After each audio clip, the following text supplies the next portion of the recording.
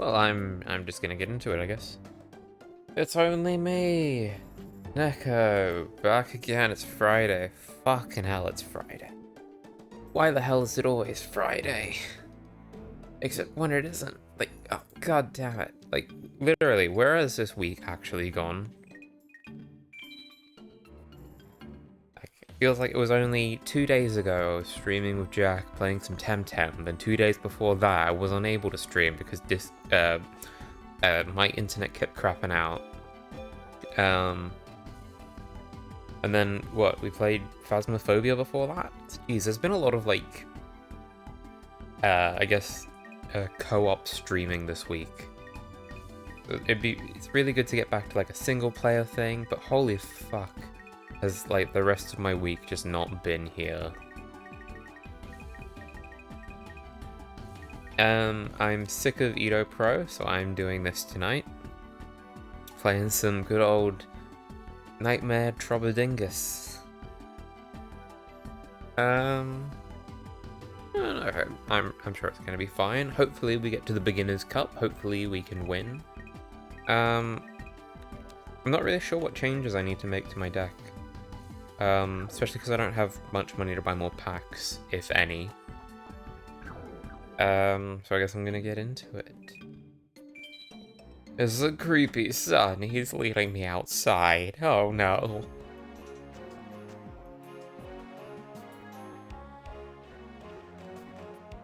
Okay, let's see. Where are we going?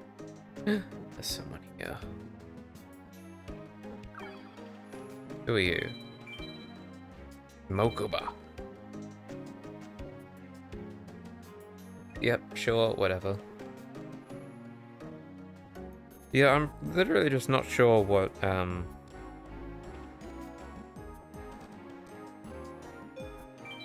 like, I've played Ghost Tricks for, like, what, 2 months now on Fridays.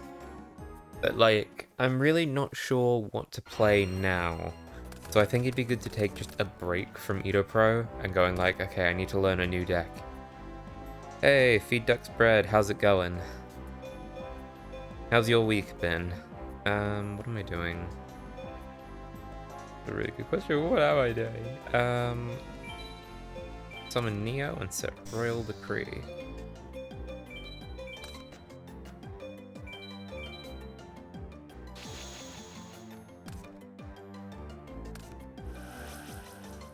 Okuba's gonna activate the Forest card. And I guess, yes. Got your first vax. Oh, congrats. How's your Wi-Fi signal going? Presumably, is it Pfizer or Moderna or AZ? Those are the only 3 I know.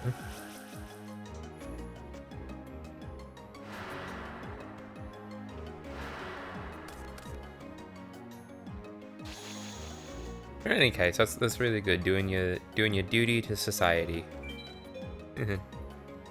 Pfizer. Yeah, that seems to be the way to go. I wonder what that face down is.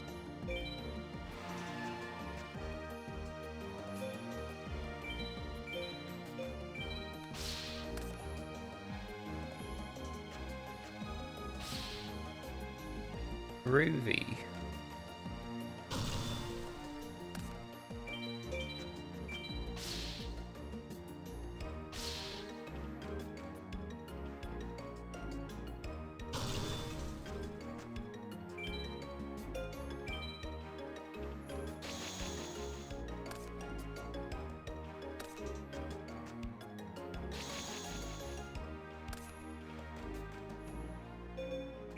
Use the bishop.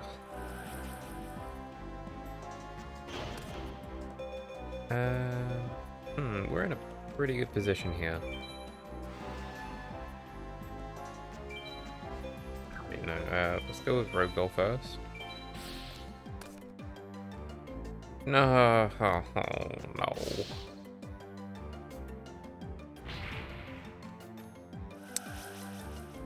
Lovely. I love it when this happens. I love the big damage, guys. Let's see. Let's get rid of Rogue Doll. Let's share this pain around.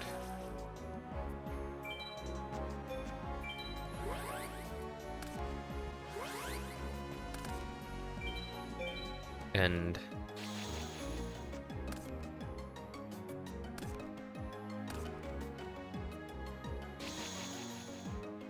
what I should do while I've got this open, I'm gonna load up Discord in case anyone shoots me any messages.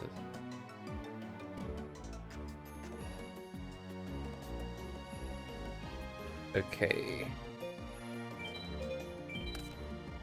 That are armed ninja, and... Oh wait, hang on. I'm an idiot. We got stop defense. That would solve basically all my problems. It's the Griffor.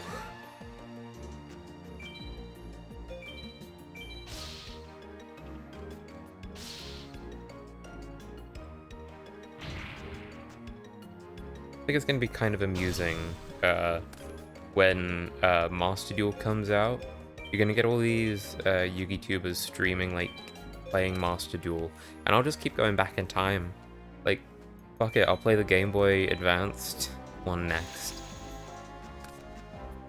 Oh, hang on, what's the Spirit Callers or something?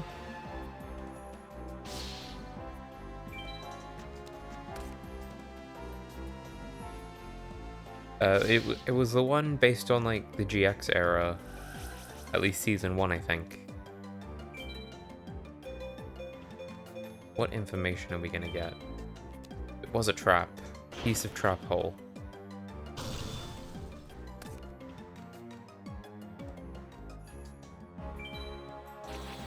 Groovy. I hope Master Duel isn't pay to win. Yeah, because they still haven't announced much in the pricing thing, have they?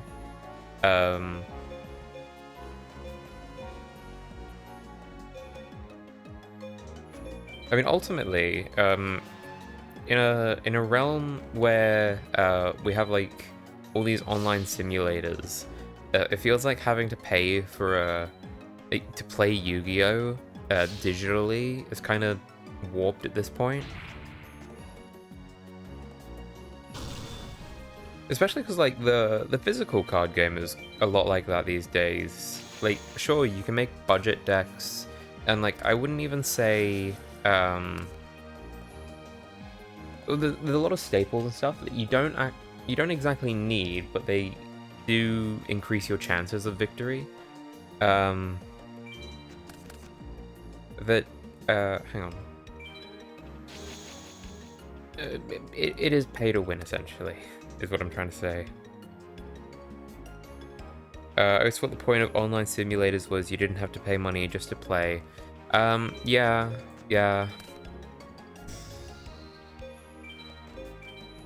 I mean, I say this about, like, I don't like DLC, really. I don't like digital exclusive things that you have to put money into. Hang on, what am I doing? No, I don't want to activate a card. I just don't like the idea of plugging money into a thing that one day they're going to switch the servers off, and all that money that I put into it is going to be wasted.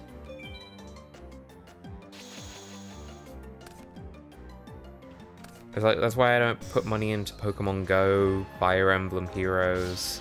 Those are the two mobile games that keep asking me for money. I don't play Duel Links.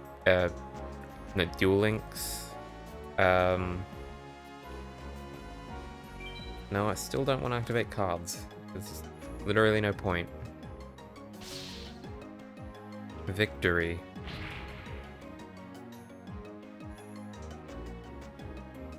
I also don't want to have to pay just to lose, since I don't play competitively. Yeah, and that's the other thing. It's like, imagine to build a competent Harpy deck with I don't know, some pricing scheme, only to lose. That sucks. And hopefully, no. See, you can't actually segregate the meta into be like, oh, I just want to do casual matches they'll set up a casual server. It's going to be just, you're chucked in the deep end with the people playing Dragoon and the Destiny Hero one. Man, this is probably why I'm really enjoying going back to Nightmare Troubadour, is like, I don't have to worry about any of those cards. Because I think I'm just tired of the TCG at the moment. There hasn't been like a decent ban list. There hasn't... there's been a flood of like really good decks, but they're the same decks that were really good last year, so... Really, you're just putting more fuel on that fire. Like, I like Eldritch, I like Tri-Brigade. I don't really like Tri-Brigade anymore, but like, I'll pretend to like Tri-Brigade to its face. And what's the other one? Dogmatica. Yeah, that's exactly it. The TCG is quite stale. Like, speed duel format sounds really appealing to me, even though I don't really like the skill cards in speed duels.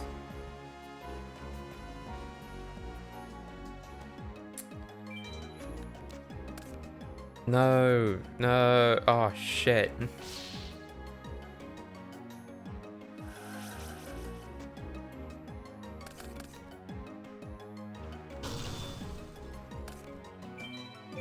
I suppose it'd be a really fun thing to do, even if like it's off stream, but like, just going through like all the best decks and being like, if I wanted to kill this format like completely and remove all of the best decks and problematic cards, like what needs to go?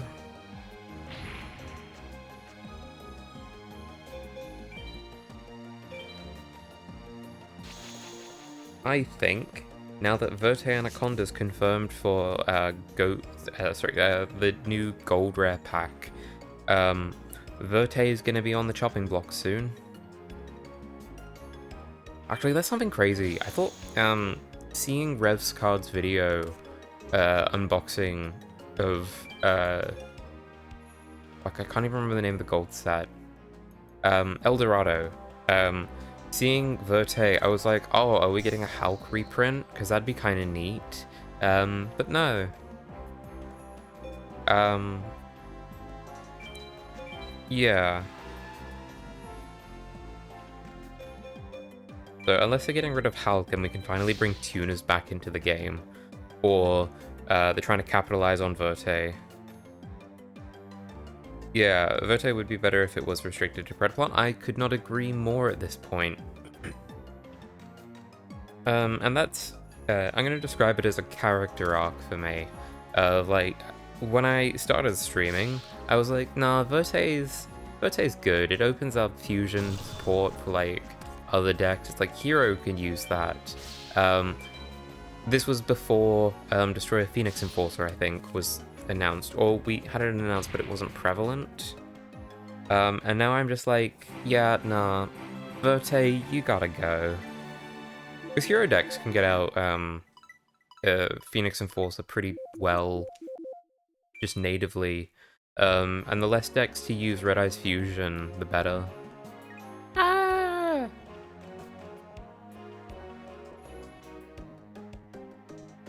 Let's see if Mokuba ran to the hills.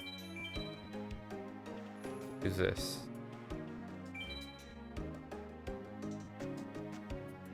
Just erase everything from Dual Overload, especially Ojama Emperor. It sucks because I love Verte and Fusion decks that aren't too consistent. It's just not healthy. Yeah, that's the thing. Like, I'm pretty sure if it was to get banned, if I was just dueling with friends and just sort of fucking around with like Lunar Lights or crap, I don't know, some other fusion deck, we'd just be like sort of gentleman's agreement going like, yeah, no, it's fine, because it's not being used to make problem cards. It's being used to facilitate plays because Lunar Lights were hit on the ban list a while ago. R.I.P. Tiger. But yeah, so the second you have these cards that fuck up the game.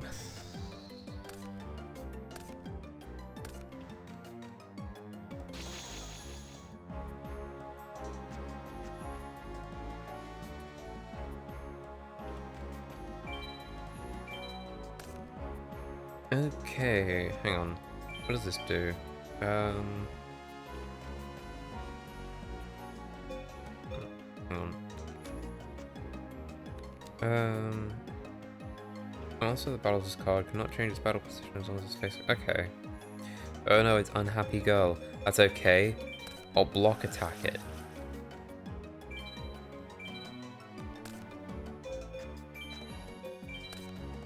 Just watch as she's got like unhappy girl used to be my favorite deck to play. Yeah, these older things are really just that nostalgia sort of high that I really need.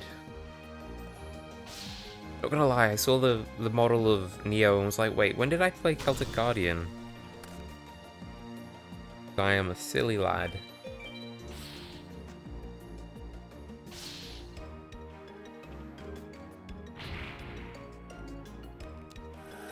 Okay, numerous healer. Oh, I was shot a message. Awesome.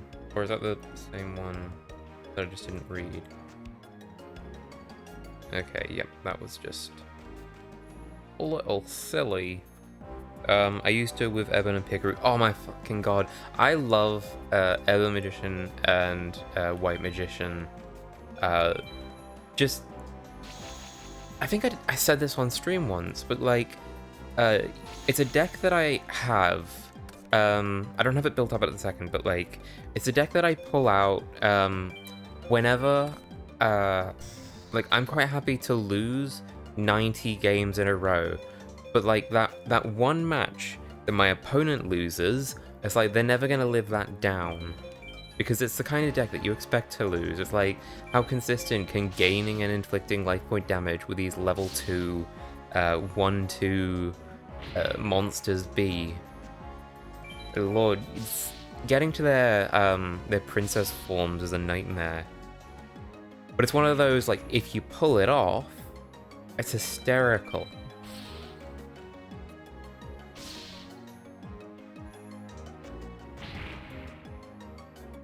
I wish their level 5 princess was easier to summon. Yeah, absolutely. That's the thing, like, there was a card, I think it was in Blazing Vortex, I think it was like Mutually a Third Destruction, that just had them on the card art, that like, it makes me think that Konami hasn't completely forgotten about them, and that one day, if we keep our fingers crossed, we'll actually get these cards and they'll do something. Same with like the Allure Queen line and the Dark Lucius. Basically just every level monster needs like a Silent Swordsman or Silent Magician version. Because it's kind of unfair that level monsters and all those old stuff suck, and you could realistically just print something to make them good, or at least a decent rogue option.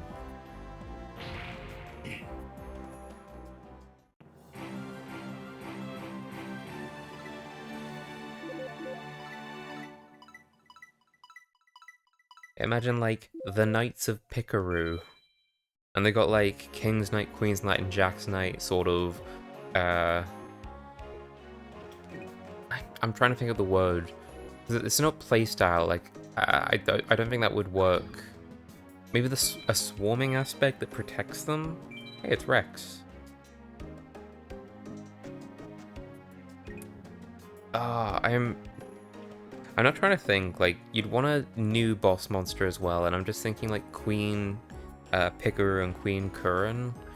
But, like, I'm sort of imagining a fusion randomly. And it's just like a Dream Mirror Light and Dark kind of awesome thing.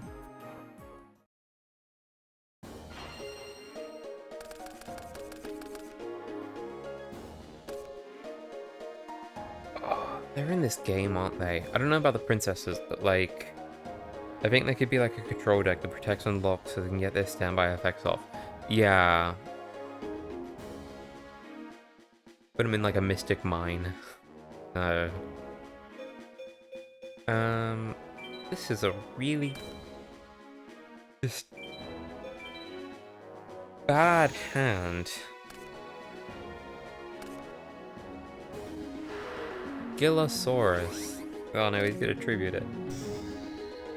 People who say dinosaurs weren't annoying back then. Hang on.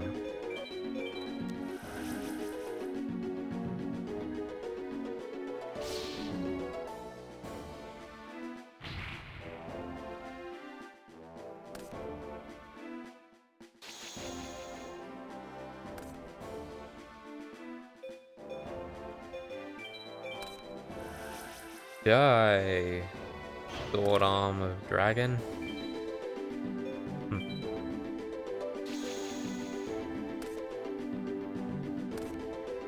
The thing, we've got a lot of control sort of cards at the moment, but like I would want them to just print their own, like their own themed ones. As bad as it might be, I also want some Aquactress support. Are those the fish that search out rituals? No, that's... Or am I thinking Prediction Princess? I think I'm thinking Prediction Princess. And what is this? Is this Urabi? Yeah, it's Urabi. But we definitely get them since we didn't get anything for them in the latest water support. Have they done the full list for, fuck, I don't even know what the set's called. Fury of the Deep or whatever?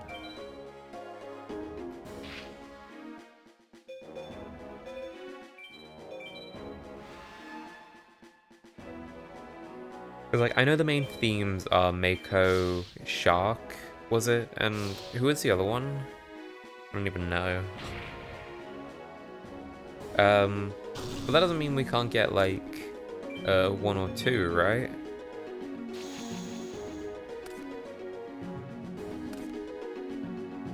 I'm not sure. Yeah.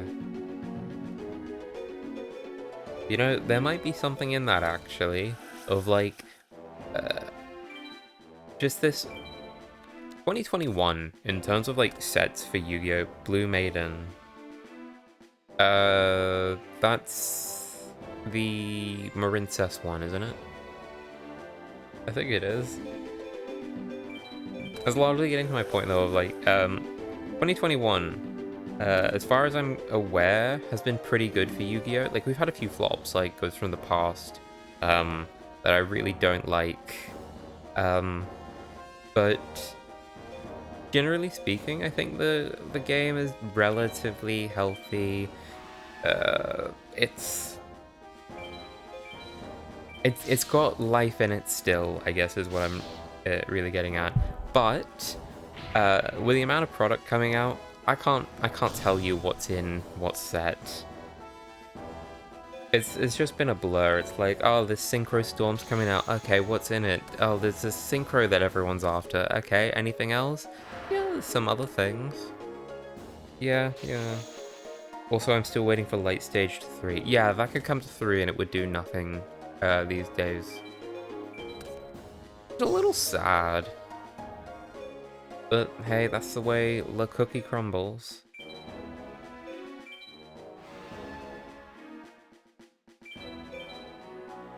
I mean, generally speaking, it'd just be really good to have full power Trickstars again.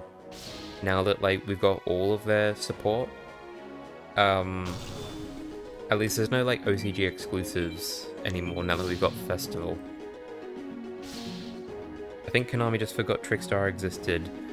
Oh, it's got, like, this magic field on it. Like, they'll look at the ban list and go, like, okay, we've got to bring some cards back. Then they get to, like, the T section and their mind just sort of wanders and they're like, okay, and we're skipping over. Nothing to bring back? Okay.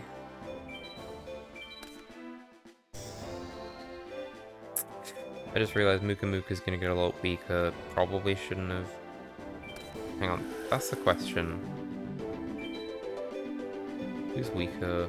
Muka Muka's still stronger.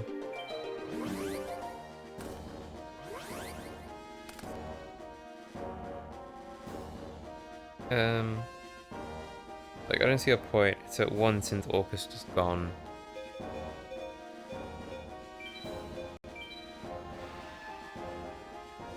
See, I don't remember much of the Reigns era formats, but like as far as I'm aware, like Sky Striker and Thunder Dragon Colossus are like the only ones you don't want to see back in like a serious way.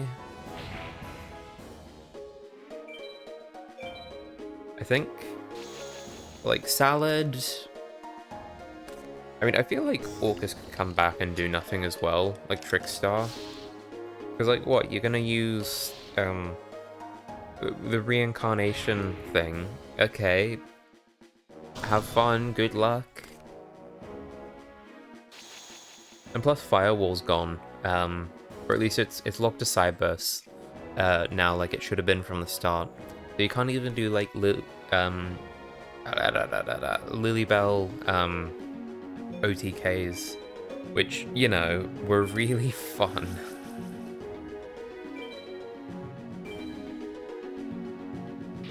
Yeah, all Trickstar has is reincarnation.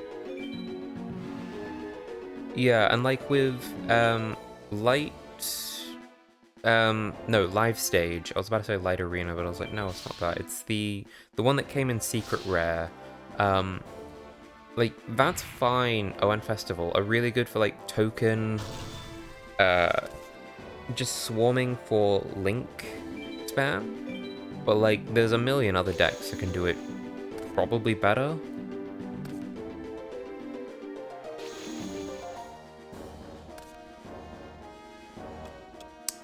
Oh no. If only we had a monster.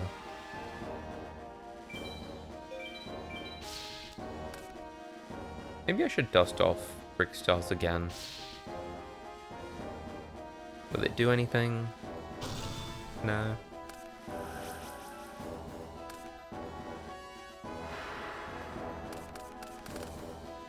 Got him on the ropes. It's turn 15. How do we get here? No point in playing Trickstar when Altergeist exists. Yes, that's the other one. Or at least one of the other ones. Yeah, Altergeist sucks. I hate it. And don't get me wrong, I love spellcasters. But like, Altergeist do some really funky stuff that, if they didn't, I think the game would be better for it. Just put like, no. Oh, that's a thing. I was gonna say, just get rid of Multi-Faker again, but then I was like, no, I don't like decks really being on the ban list. I would rather they just fade from existence. Am I summoning or setting?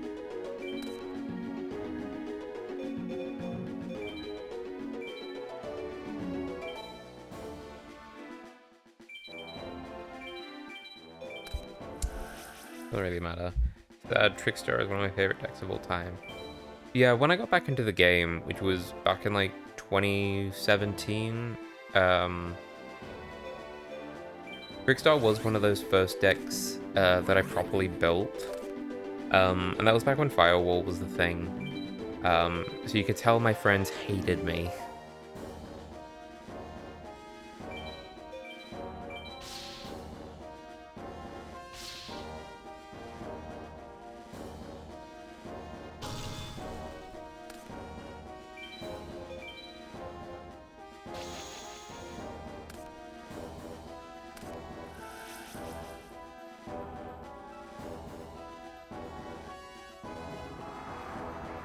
Same, no one likes day one Trickstar players.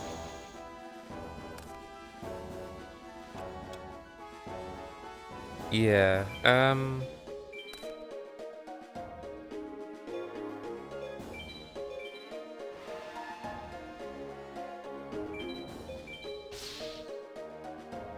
trying to think, are there other decks like Trickstars that are reviled like that?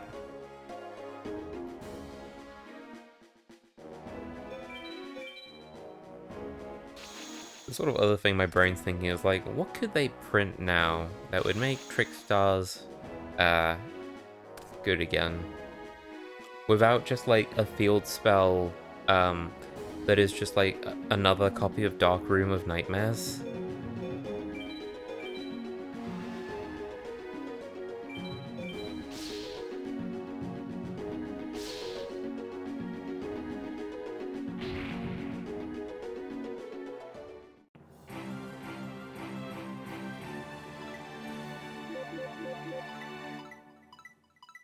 Trickstar and Ghost Trick have too many field spells. The Ghost Trick has 2 really good field spells and 1 mediocre one. Like, fuck, it's Museum. Yeah, it's Mansion and Parade that are the good ones. Museum, it's like, it'd be good if Ghost Tricks didn't already have that sort of flip face down thing. So I believe it was designed more specifically for the opponents to be screwed over, and also for your Xyz, because they don't have that inherent flipping. But it's like, your normal monsters can do it anyway, so there's no point. And also the advantage you get off Parade is fucking insane, so you don't want to skip out on that one, really. Yeah, I don't understand Light Arena as the field spell. Like, it's budget light stage, but like not in a way that really benefits anyone.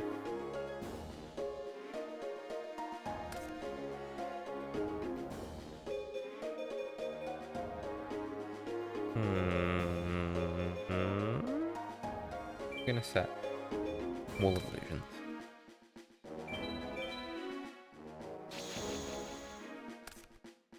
I'm not sure if it's worth being like happy about it, but like with light stage at 1, I guess I am glad that live stage exists. Oh, Jesus Christ.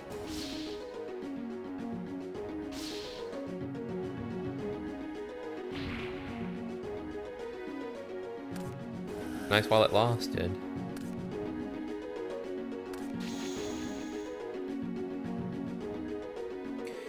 Light Arena is light stage and live stage combined and worse. It was meant to return set cards to their hand for Lyco effect, but that's irrelevant. Yeah. Another thing, sometimes they'll miss the mark, and it's a shame. But, here we are. Just give us the tools back, the good ones.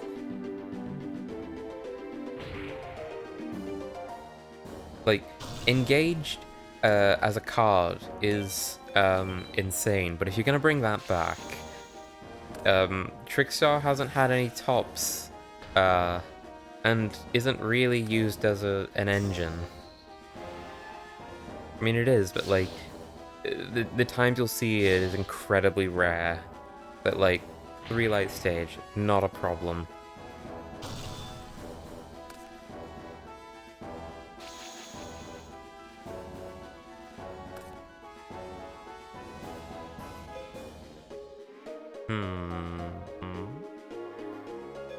Thinking.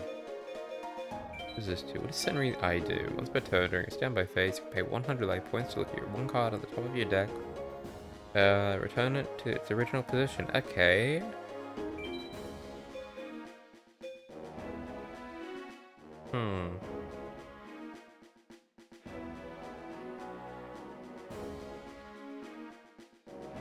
What's the play here?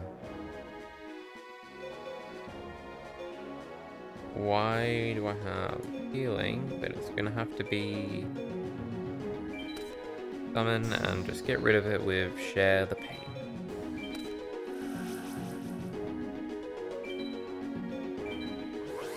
Die, you mystical elf.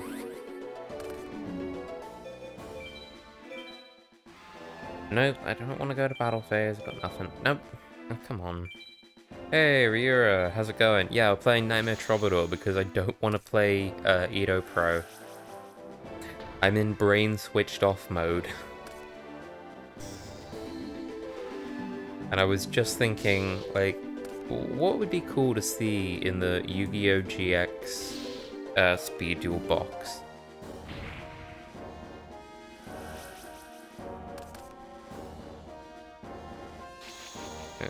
Hang on.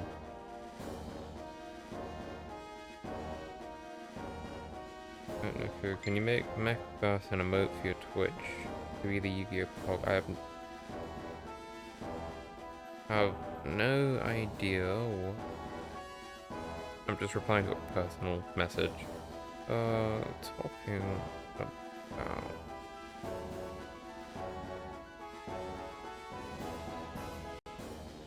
Yeah, an Aeneas reprint is actually, like, top of my list. It's actually getting really depressing if we don't get that Aeneas reprint in it. I think the set just automatically fails then. And don't get me wrong, like, I would prefer it if we got a reprint that didn't have the speed duel printing on it. But, like, it's kind of take it or leave it at this point. I also just don't understand why they don't print it. Come on, you've had so many opportunities for, like, legacy support.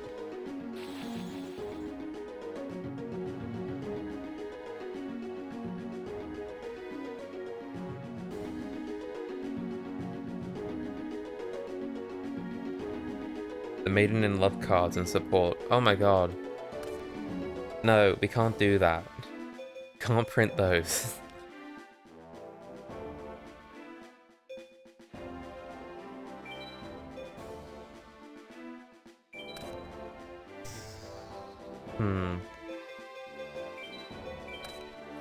Hang on, when Blair came back in Season 2, what deck did she even use?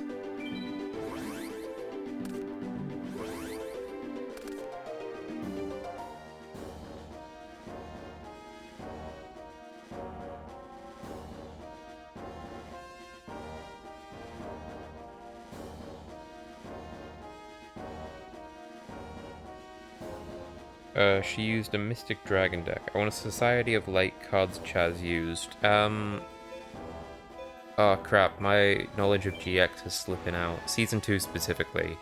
Crap, what did he use? I know I could easily just look it up or just wait for one of you to tell me, but like... Was it like the Arm Dragon White thing? More Cyber Angel support since they hit Ben 10. Oh fuck yeah, I'd love more of that. Like, not even, no. I don't actually know what the deck needs. I mean, other than like a Benton that specifies Cyber Angels, that might go a long way. I don't know, would you print more spell support? Because, like, I don't want to say rituals, because I think the deck is pretty stuffed at the moment. White Knight Lord was one monster he used. I think what I'll do tomorrow is I'll just watch GX Season 2. Don't get me wrong, it's not my favorite of the seasons. It's probably got to be 3, 4, 1, and 2 in that order. But there's a lot of good stuff. Rituals need more love, yeah. I say this as someone whose, like, first deck they built was, or at least since getting back into the game, was like Shino Birds. It was like Ghost Tricksters and Shino Birds. It's like rituals, great. More please.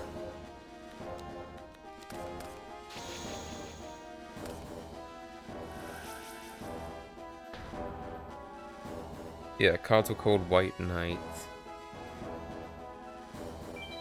Yes, let us activate our Royal Decree now. Okay, but I guess we're going to talk a bit more realistically. Like, in the GX box, let's face it, it's going to be like... who was on the side? It was like Jaden, Jesse, probably Chaz, Asta, Crowler, the Volcanics guy, Axel, possibly Cyrus, and possibly Alexis.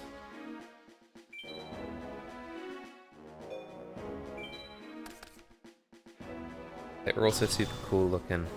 Oh, I want Mecha Ojamas actually.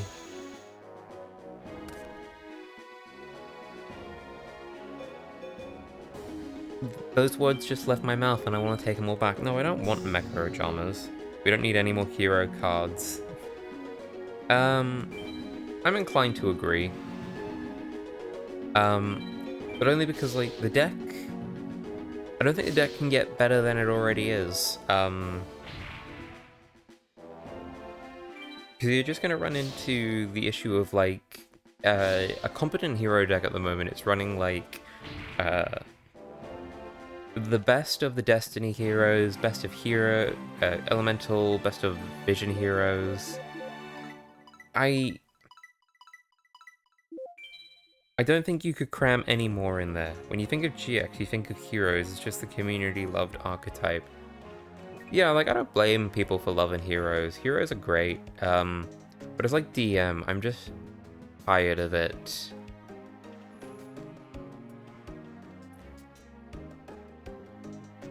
Okay, let's find a person. Hey, it's Yugi. Little Yugi.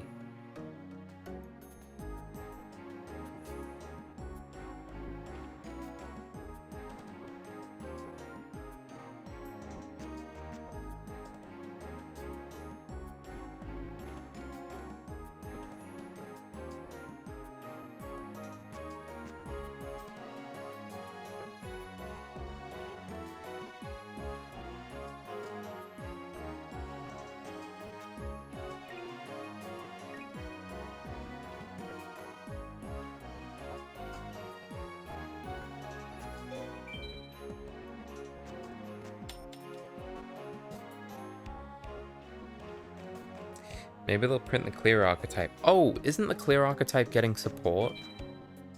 Like I think there was like 1 or 2 cards being printed that relate to Clear World. And again, that's the issue with this year in cards. It's like, I don't know when anything's coming out. It's just been a blur. It feels like 2 weeks ago, Ghost from the Past was coming out, and everyone was complaining about Ghost Rares being impossible to pull. Then Nim tweets that no one wanted Ghost Rares to be easier to pull, and I'm just like, what world did I wake up into? What day is it today? Yes, I'm gonna activate the Royale Decree.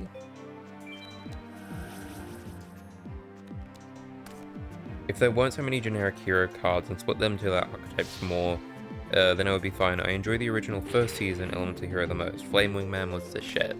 Yeah. I'd love to see, like, even just retrains of that, but, like, that's a kind of interesting thing of, like, I think I would go the opposite. Like, I'm obviously very nostalgic for the original heroes, and just how native to their own sort of sub-archetype they were. But I think making support that specifies heroes was the best move you could make, given how diverse that pool is. And there's really an issue of, not even an issue, like, it's actually fantastic having an archetype that you get more sub types for, to represent change and growth in the characters. Like, Evil Heroes is the most obvious example. If Jaden goes through a dark arc, we get, like, the Dark Heroes. But you're gonna stretch yourself very thin. You're gonna be just printing the same sorts of cards. If you go like, okay, well, Elemental Heroes needs a Stratos. The Evil Heroes needs a Stratos. Because they're obviously going to want these decks to play sort of similar. And so I like, I guess more in concept than execution, taking the best bits of all of the different heroes and pooling them together. It's just, I don't know what else the deck needs. Especially with Destroyer Phoenix Enforcer, it's like, you're taking it too far now, Konami. That's not a good sign.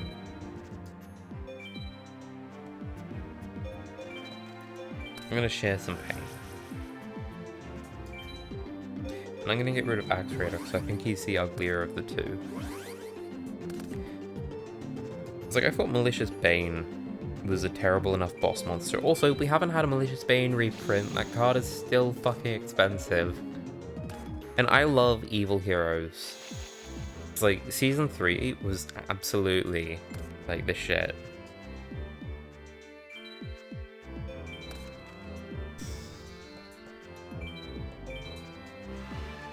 taken us this long to get the Jim's fossils.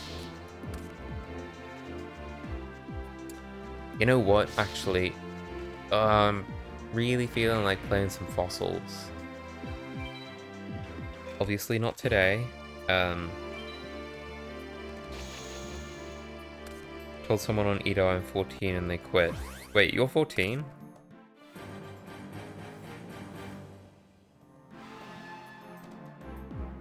What was that blood from?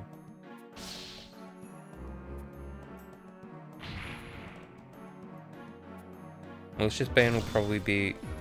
Jesus Christ. Malicious Bane will probably be when they announce the next Legendary Seasons box, probably with Magician's Souls reprint. Yeah, but I'm not convinced that those are going to be cheaper. No,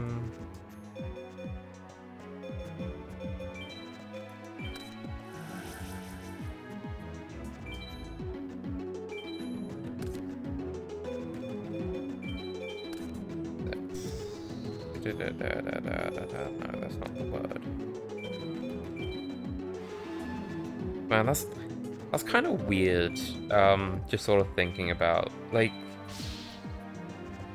I mean, age is a nebulous concept, but like, it's just weird hearing, like, oh, there's someone who's like 10 years younger than me here. I feel like an old man is essentially the gist of it. Initially, they'll become cheaper. If they're secret rare, you randomly get per box. Happened to the Red Eyes stuff. Man, I've got a friend who built Red Eyes, then they made it cheaper. Very upset about it. Spent a lot of money making that deck.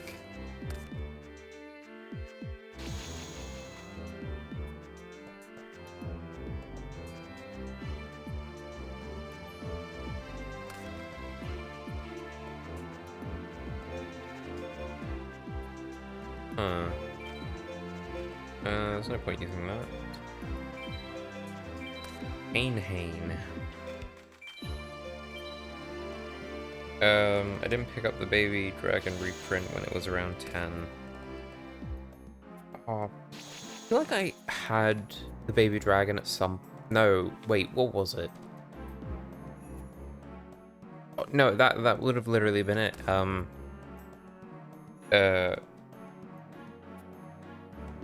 Yeah, no, when it was reprinted, in whatever Legendary Duelist set that was, I think I was picking up some stuff, like the Cocoon of Ultra Evolution. I'm a massive Weevil fan. My Red Eyes playing friend was just like, hey, can you pick me up the Baby Dragon? She just needed one. I'm like, yeah, sure. And that is the story of how I got the Baby Dragon. And then, passed it on, essentially. What a great story, Neko. You should tell more drunk stories.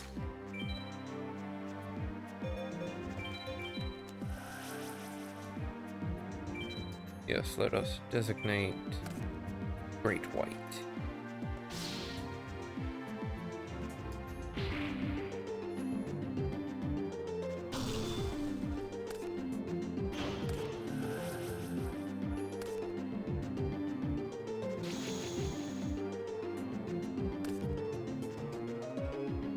We're building a board. Because wasn't Ancient Gear Fusion super expensive before the season box reprint? Oh yeah, it was like 50 bucks or something crazy like that. You know what? Most of the cards were, because the Legendary Duelist sets, I fucking love them.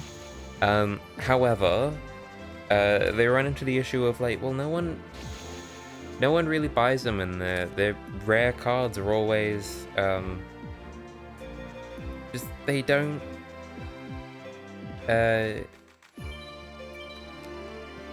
they're hard to pull, they're expensive as hell, they're short printed, they're ultra rares, in a set that most people don't really appreciate.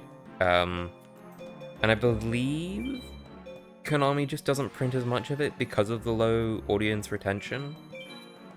Yeah, Legendary Duelist sets are just like one of the most flawed sets that I love. I'm trying to make the anime Allure Queen support work, and it isn't. Yeah, I'm not surprised it isn't. I wish it was, though. Like, I said this earlier, but, like, give levels the same love that you gave, like, Silent Magician and stuff, and just print, like, a level 4 Dark Lucius, a level 4, Allure Queen, and just have it have an effect of, like, it'll special summon on destruction, the a Allure Queen monster ignoring its summoning conditions, but have it treated as if it was special summoned by the effect of an Allure Queen monster listed in its card text. That is probably how you get around it.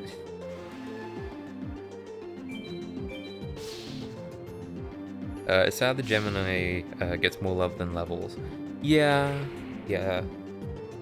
I mean, it's also really confusing that they've dumped basically Joey stuff with the Gemini stuff. Like, I'm not really sure why, essentially. Man, I remember the Warrior Strike structure deck coming out when I was in high school and just playing Geminis and being like, I like these, but they're really bad.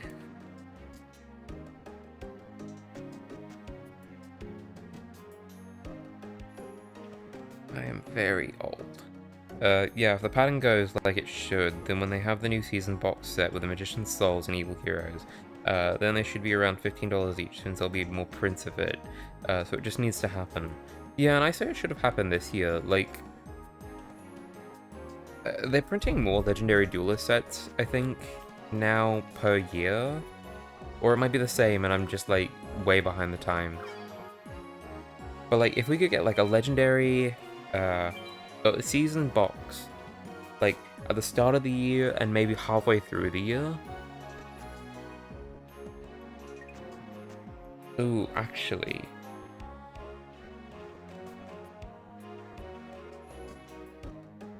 Nah, I'm just trying to think of, like, ways to do it, where you could, like, maybe do, like, a Legendary Duelist and some other side set.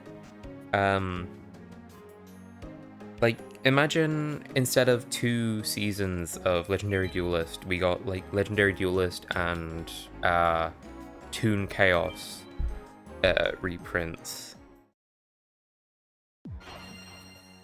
Fuck me, we need Toon Chaos reprints already. Why is Toon so expensive? They've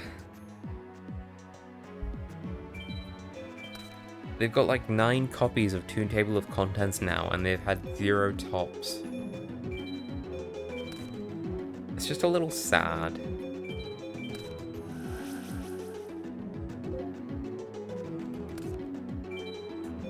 After this, we are going to buy some booster packs, but we're going to go to the first one, just because we might be able to get Pot of Greed.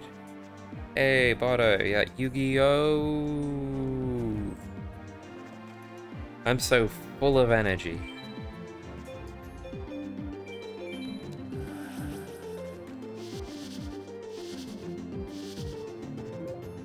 Has the Hidden Arsenal reprint set come out yet? I remember hearing about that and then basically nothing. The fact that a lot of decks would love TTOC and Toons have so many that still can't do much. Yeah. And like, you can't even blame the summon sickness and all the restrictions that the deck has now, because like, they can put up a pretty offensive board and just sort of sit on it. They've got Toon Terror, their counter trap now. They've got access to Mimicat, they've got access to no, hang on. I'm thinking what am I thinking of? It's another one.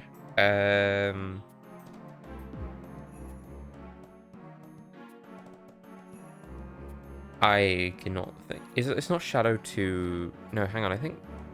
Which is the one that treats them as Toon monsters? It's like an equipped spell. I know that's not Mimicat, because Mimicat goes from the grave. Oh, it doesn't really matter. But yeah, Toon, it's like... you do so much with it, you do so little. Summon. Mimican, Comic Hand, yes.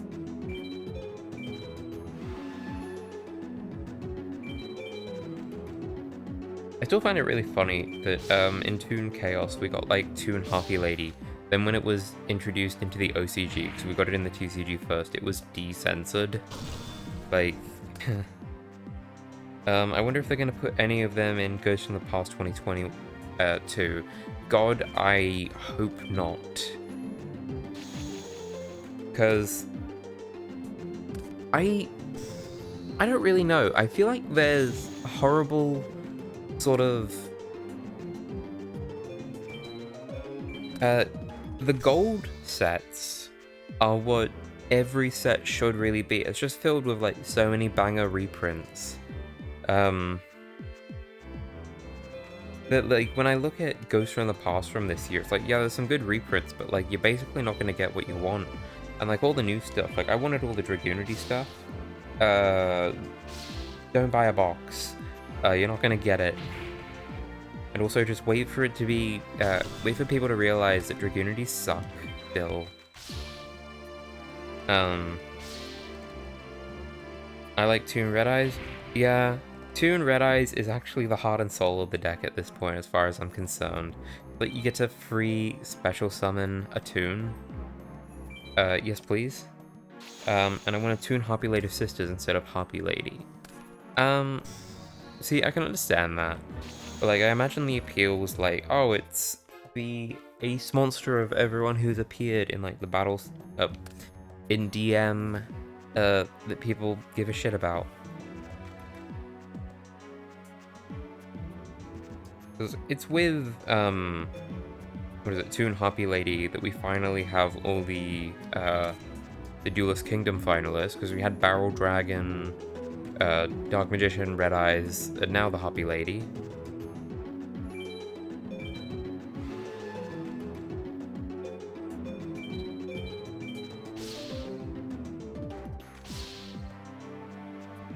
I'm just saying, if they put the DM and Evil Heroes, support from Legendary Duelists and Ghosts from the Past, since they can all be ultra rare at least.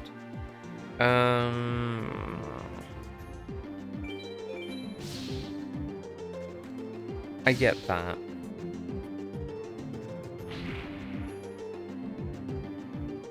You know what, actually, maybe, what I'm sort of, unless they make, Bane and Souls Ghost Rares, yeah, I would hate that, and Nim Nim would defend it, being like, poor people don't deserve nice things. I swear.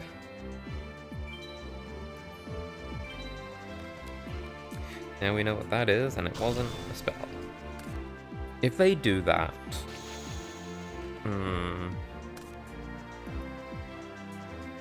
I guess the thing that sort of gets me, sort of think about it is like, why do they have to wait for, these season things? Why can't they put the Legendary Duelist stuff in, like, just other sets? And I know gradually they'd probably do that. There might be examples already, actually. But it just feels like, well, if you want these cards to be available to more people, and people really like anime stuff, just, you know, chuck them in this. Make a starter deck.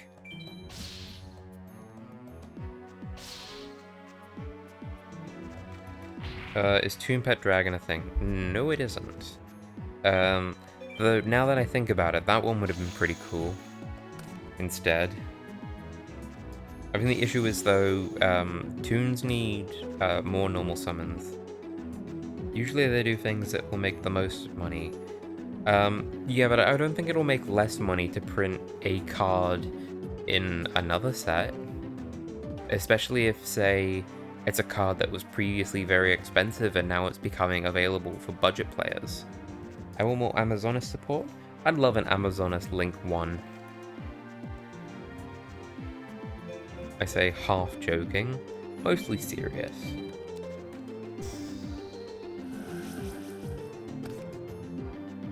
You know what? Maybe that's it. Maybe modern competitive decks should not have Link 1s. Rogue decks, it's fine. Like, Ghost Trick Festival isn't gonna affect the meta at all, so it's good to give it just a thing it can play. Appliances, they're full of Link 1s. And currently, only Scarlet really likes those.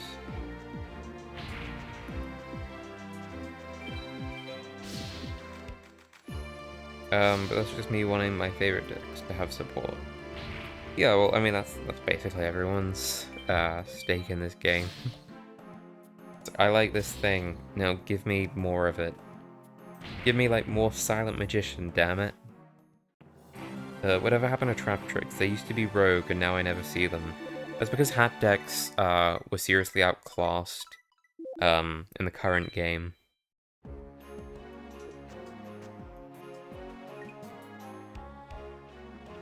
I was like, I actually miss the hands, fire and ice hand, like just as game play things. Yes, that's the word I'll use. It was just this sort of neat thing to take the whole cycling between them and destroying things. Yeah, good old hat.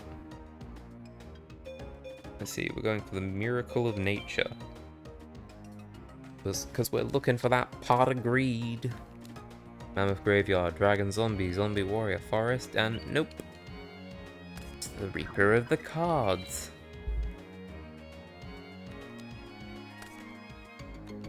Nope, nope, nope, nope, and no.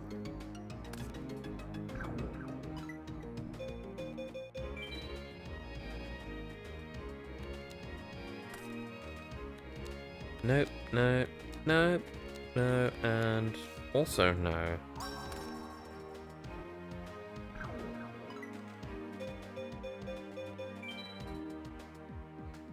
What do you guys think are the most annoying decks that exist?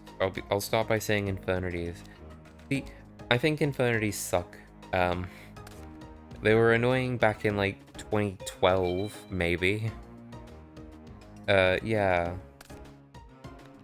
At the moment, isn't the most annoying deck just Mystic Mine? Which is like the field spell that basically just says, nah, this is a one-player game now.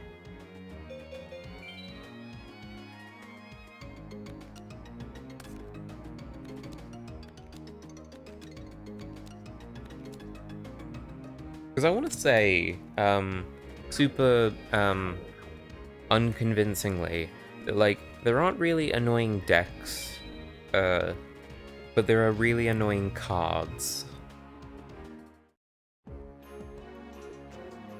Because I'm sure if Ghost Tricks started popping off, you get people saying, wow, Ghost Tricks are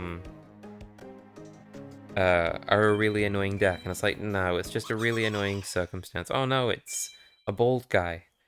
I somewhat forgot what my all-time hated deck was back in the day.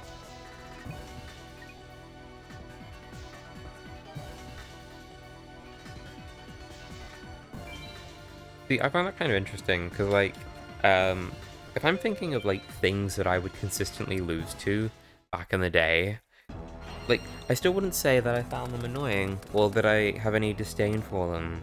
Because, like, I'm thinking of, like, stuff like Cloudians, with Nimbus Man, and, stuff like that, and the other clouds that would just destroy shit. Infernities, high school format agents. But it's like, I have a strong appreciation for these kinds of decks. Just sort of, even back then. Insectors was something I didn't like, and wind-ups. Yeah, that's the thing. I think I was sort of out of the game when wind-ups were a thing.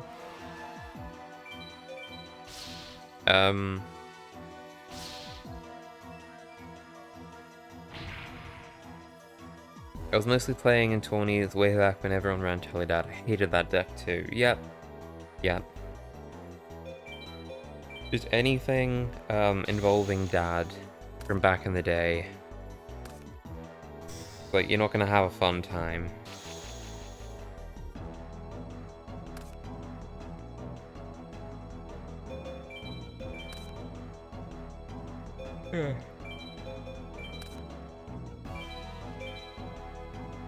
I was getting into the game when wind-up hand loop was a thing. Mermails were also everywhere, so were in Dueling Network.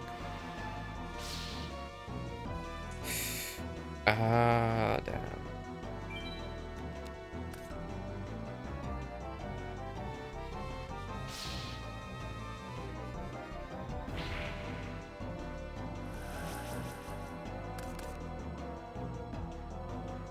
Think, what else was there?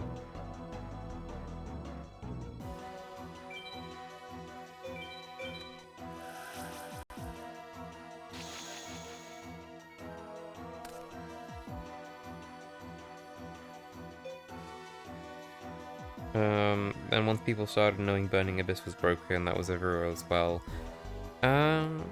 Yeah.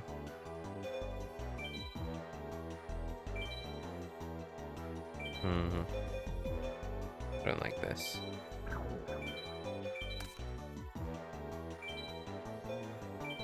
I never played anyone with that Pepe deck. I heard that that one sucked. That's Pendulum Performer Powers, right?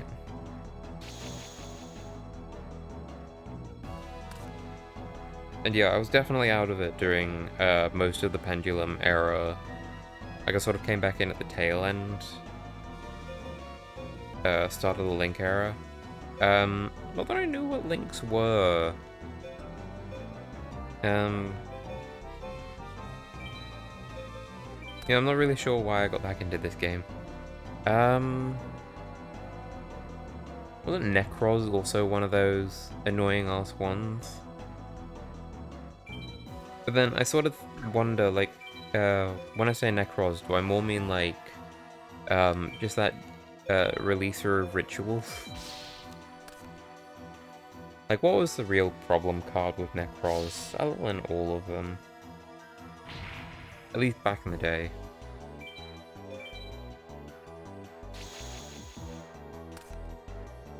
Zodiac. I think, yeah, the Djinns I'm not a fan of, even though I like rituals. I just think too many of them are mediocre, one of them is fucking amazing, and guess which one isn't healthy for the game.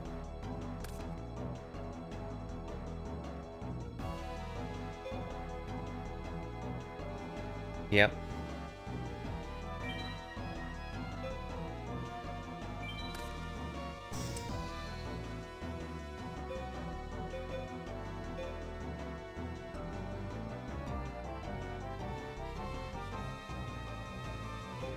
What's this?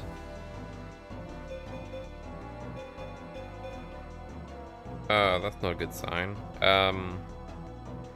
Rituals are my favorite mechanic. They are mine as well. And I'm kind of glad, well, no, not glad, interested is I think the word I'm going to use, with, Dogmatica's finally getting some ritual stuff, and I think for this, this churchy sort of atmosphere that the deck has going on, I think, also the anti-extra deck, basically, that rituals for that deck are just long overdue.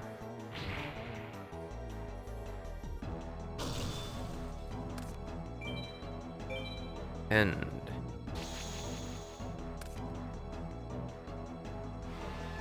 oh no.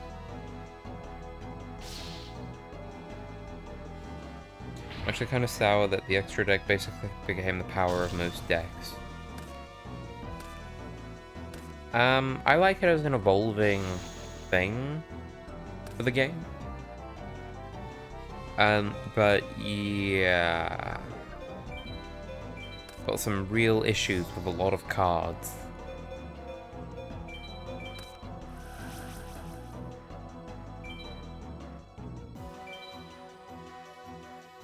Actually, in terms of, like, annoying stuff, that brings me back to Ally of Justice Catastor. And, like, it's not even, like, that amazing. It's just really annoying. Back in, playground formats.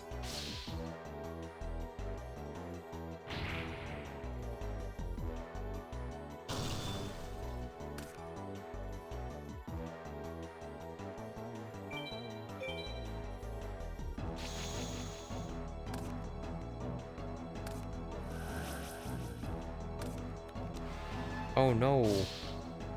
Oh no. Oh shit. I mean, dead this turn at least. You know, I've not been paying attention. This game is actually a lot closer than I thought it was. Bro, that's not what I wanted.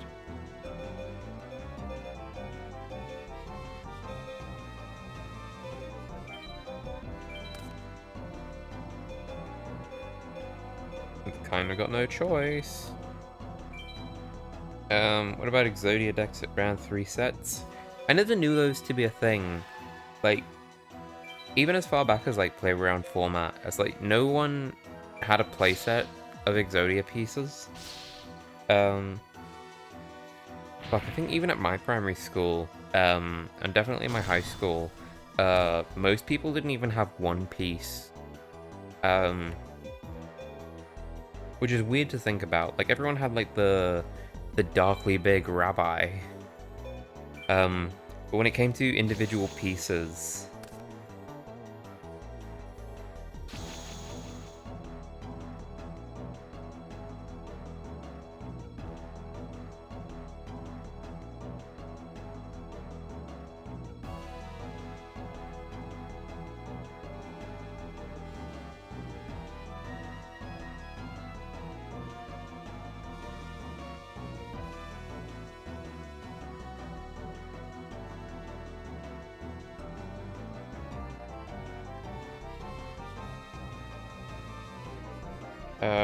The only piece I had was Head from Dark Duel Stories, then I got the playset for one of Yugi's legendary decks.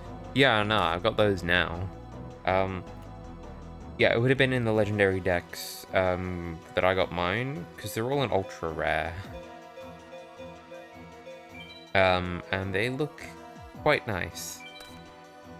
Oh, the Head of Exodia is coming out in gold rare. I want that. Oh, man. I don't even like gold rare. But, like, there's just something about it that makes me go, nah, I need this. Those days were fun when me and my buddies would meet up and play test decks with proxy cards. I got a friend who plays nothing but proxies. And we're just like, we're doing an order, do you want us to just pick you up some stuff? And he's always like, nah, I'm good.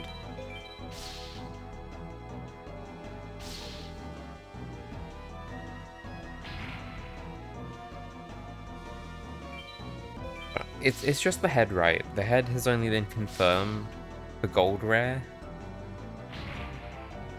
Because, like, if it is the set, I might actually pick those up. Oh, and I want alt art Eldritch. Oh man, he looks so cool.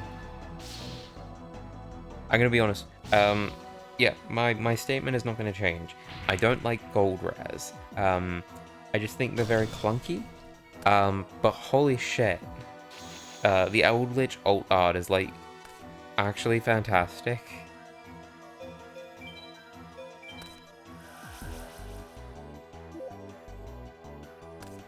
Yeah, I'm glad none of the cards I need are in that gold rare. I honestly don't like it. That's a duelist that knows he's on a tight budget. Yeah, but, like, I'm sure, we're not that concerned about getting paid back, right away, or even, like, in the full amount, like, straight away. Oh shit, no, fuck, no. It doesn't matter, it'll be returned to the hand. Maybe for an extra deck monster, but I wouldn't use it for any of the main deck cards. Yeah. Yeah, I would only do it if I had to. That's the thing, like, I've got one copy of Eldritch, I would like more. We can't win this turn, I'm pretty sure.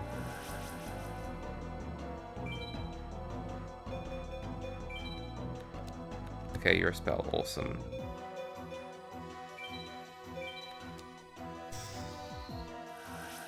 But, like, genuinely, if they printed, Exodia in the gold rare, I would just get them.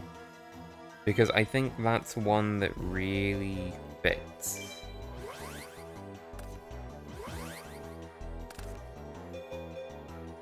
Hang on. I'm 50 points under. Shit.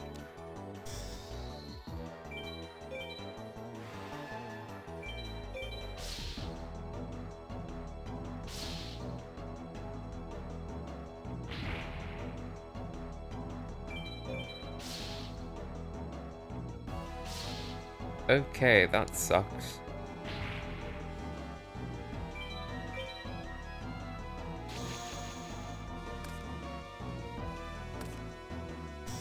That sucks. Damn it. I'm kind of glad I can just play the game on video games like this, where I don't have to buy cards anymore. Yeah, I'm really getting into that. It's just sometimes they print stuff that I'm actually like, ooh, that'd be nice. And then silly old me just has to go buy it.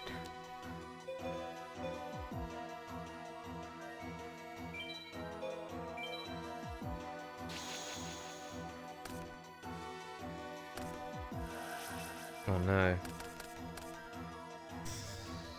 Oh, we are actually in a really bad pot. If you could get an entire archetype in that rarity, then maybe I can see making a main deck with the premium gold rarity. Isn't that what Eldritch is now, essentially? Like, most of the stuff is being reprinted in Eldorado now. Also, I'm going to be completely honest, it's just really funny that they printed Eldritch in gold rare last time, and it's getting another print. It's just like, hey, we hear you guys like Eldritch, and us players are like, yeah, we do like Eldritch, how'd you know?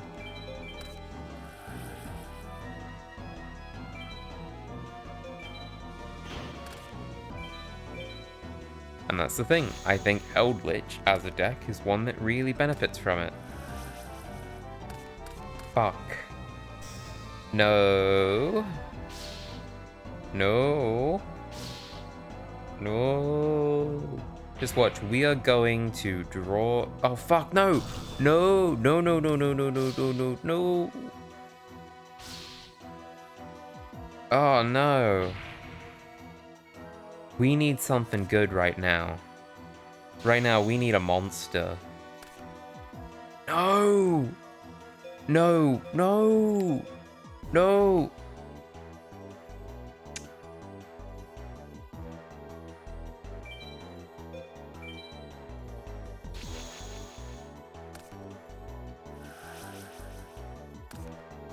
It's just nice having a favorite deck in real life. I kind of want my Fortune Ladies to get holo reprints, since only one main deck monster is holoed from an OTS pack.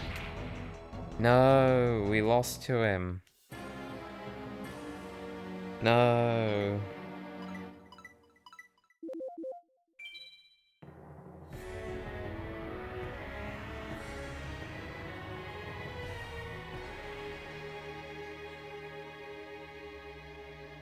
I hate this. Because, yeah, it takes us back to the main menu, and you'll never guess. Yeah, you'll never guess the last time I saved.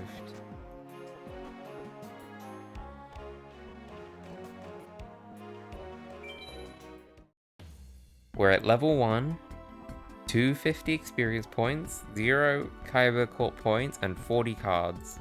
Which means... Hang on. Yeah. Load state. We are going back to where we were at the start of the stream. Time to EDOPro. No, I'm not doing that tonight.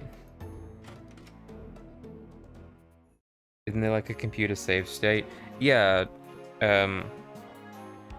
it just I didn't do one before I started that game.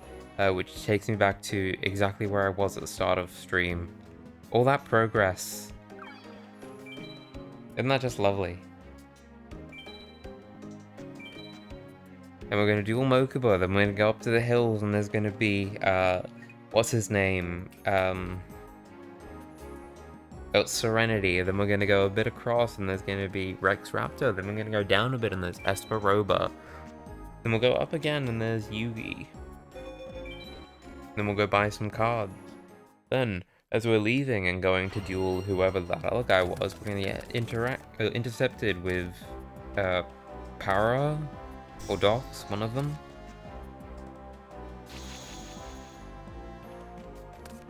What is this?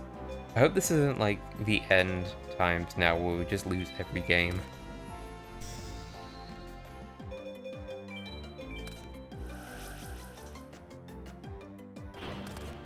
Can't you cheat the system with the pack openings with the save state? I didn't think of doing that actually, and I'm not going to do that because that's cheating. This is just because, like, I feel like notoriously, or at least thinking back to, like, Pokemon saves on, like, emulators, like, it's always either really slow or it just doesn't work. So, like, I'm using the save states, in the emulator. But yeah, that sucks.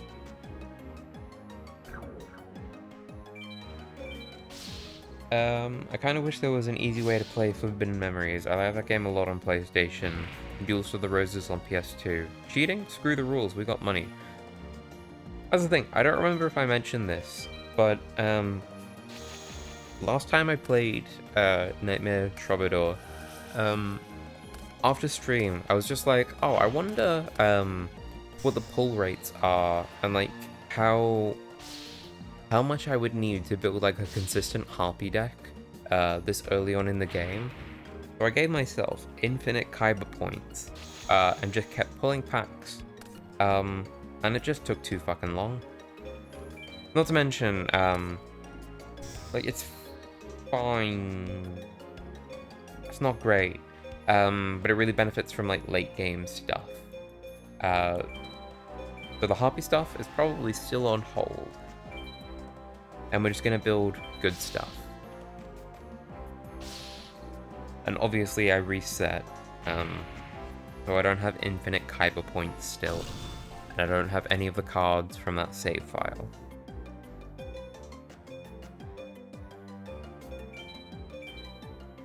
Because where would be the fun in that? I say, thinking, well, I could get through this a lot quicker. I play Forbidden Memories every so often on my old PS2. I still need to look into, like, emulating PS2, just so I can play, like, Kingdom Hearts. But the other day, I was just thinking, it's like, oh, I could look for a PS4 and play the remakes of Kingdom Hearts. And a PS4 is just too expensive for me. Well, especially now, like, I don't understand, really. Like, you'd think with a PS5 things would get cheaper, but no one can get a PS5. But guess what? No one can also get a PS4, so they're really expensive. I love this capitalist society we're in.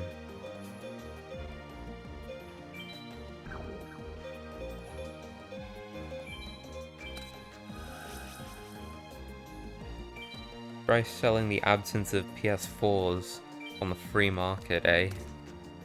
I've actually got my GameCube games and Wii games set up. I started to play Soul Calibur 2 last night. I used to be hella good at that game when I was young. Also, you mind if you want to pay for shipping? Nah, I'm good. Like, I'm not that invested in getting a PS4. Like, I would rather emulate it. Stuff. Not PS4, but like the Kingdom Hearts stuff, which is basically the only thing I would play. And I feel like I would just use it as like a DVD player or a Blu-ray player most of the time, which seems like a waste because I've also got a CD drive in my computer. And now my old self kind of sucks at fighting games. Yeah. Well, I mean, I was never good at them.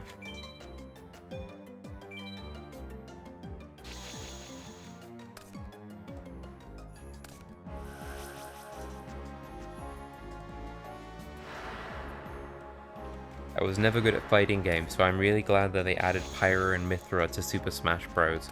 So now I don't have to be good at fighting games, I'll still win.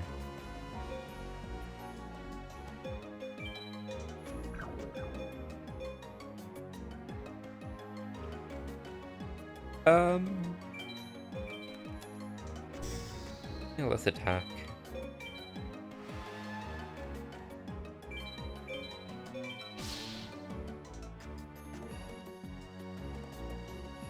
Last save file I had for Soul Calibur, I had it on highest level difficulty, and I remember not losing still. Yeah, but I feel like, if you get into like a good enough rhythm, yeah, and you sort of understand what the characters are doing. Like, kids can really pick up on that, patterns and button mashing. And Link main. I play, my actual main is either Corrin, the female one, because the male one sucks, or Toon Link. Mostly Toon Link, because, like, I fucking love Wind Waker. And he's very cute. It sucks I only have time to turn on either my Xbox or PlayStation once a week. Yeah, I know the pain. Not specifically, because I don't own either. But like, last Sunday, I finally put the cartridge for Metroid Dread in my Switch and redeemed the My Nintendo reward points. Haven't played the game still.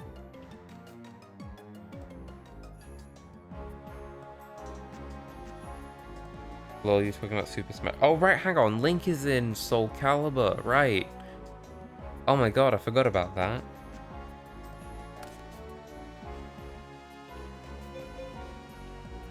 Yeah, I'm talking about the normie game.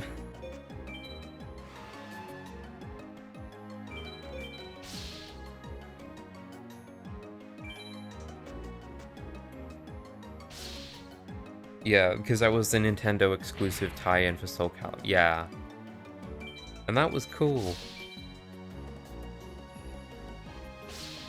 Spawn was in Xbox. You're gonna stream Dread or play it off stream? If I don't play it on Sunday, I'm just gonna play it off stream whenever I get the chance, which I don't know when that's gonna be. So I should probably just play it Sunday, because currently I don't have any other plans. Which means it might be like an all-day stream.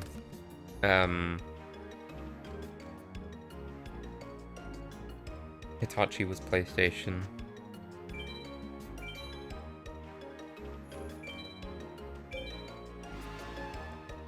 What I will say is, like, it's kind of depressing. But, like, I've had Dread for, like, what, 2 weeks now? And I just still haven't played it. But I've had Xenoblade Chronicles 1 for over a year now, and I still haven't played it. And I think part of it is just to do with the fact that, like, it's... JRPGs are usually, yeah, like 90-hour experiences that, like, I know Xenoblade is like a really, really good game, because I remember, I can't remember if it was like the Wii version or the 3DS version, because like it looked like shit. But like I really respect the game. I think it's really good, what I have played of it. I think it was actually the Wii.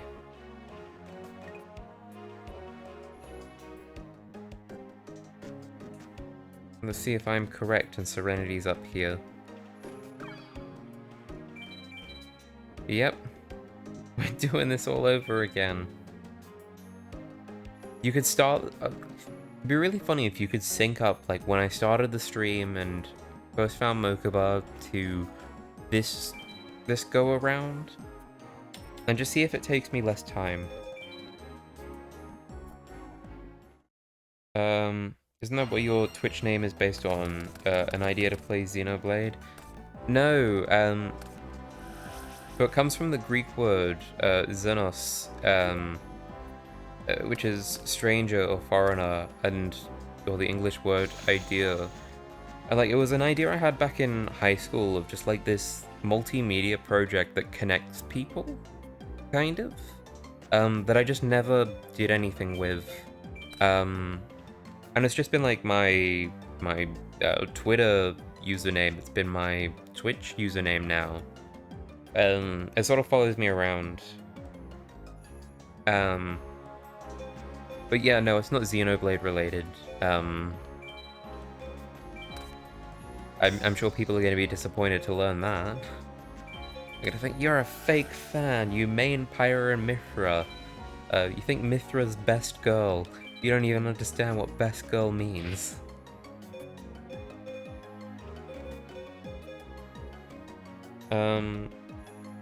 Versing Mystic Mine Altergeist on, yeah, just scoop. Just scoop. Oh, it's rated, no! Like you say, you hate Mystic, Altergeist, I hate Mystic Mine. Oh, speaking of, like, I find it insane, that in Progression series, Simo and Nim Nim have just decided to gentleman's agreement out Mystic Mine. I'm just like, what you could have done is just had a game with it.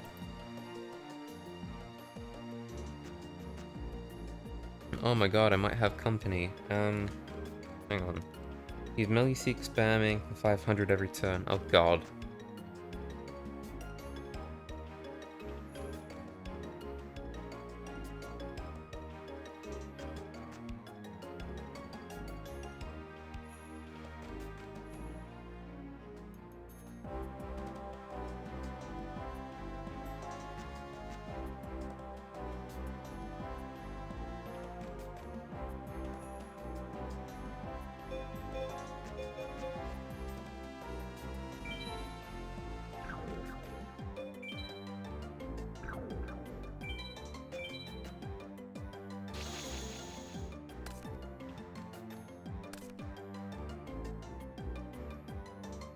You're the one playing Cyberdark. Is that to feed ducks bread? Speaking of Mr. Mime, you guys getting either new Pokemon game? I don't know yet. I mean, yes, but I just don't know which version to get, because there's no difference. Yes. Royal Decree.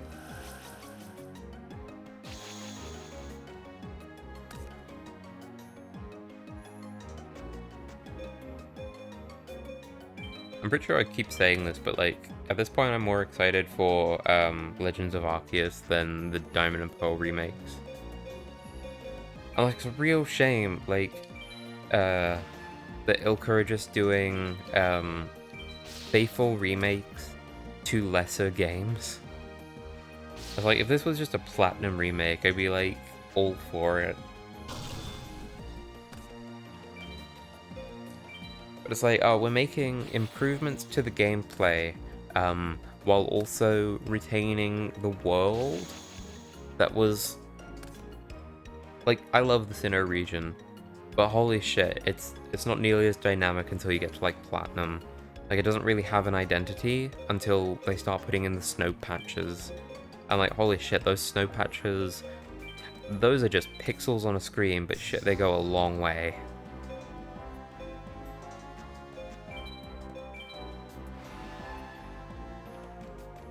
Arceus I'm definitely getting, but I guess I'm considering Brilliant Diamond.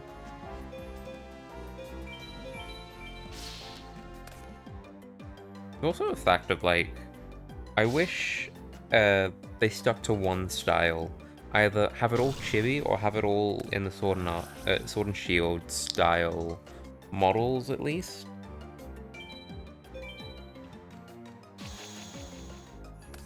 I'll be getting Diamond. Is that just a preference for Dialga over Palkia?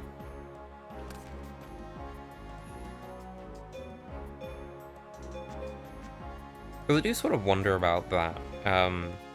Just the whole, like... Generally, Pokemon games, the two versions, generally sell about the same.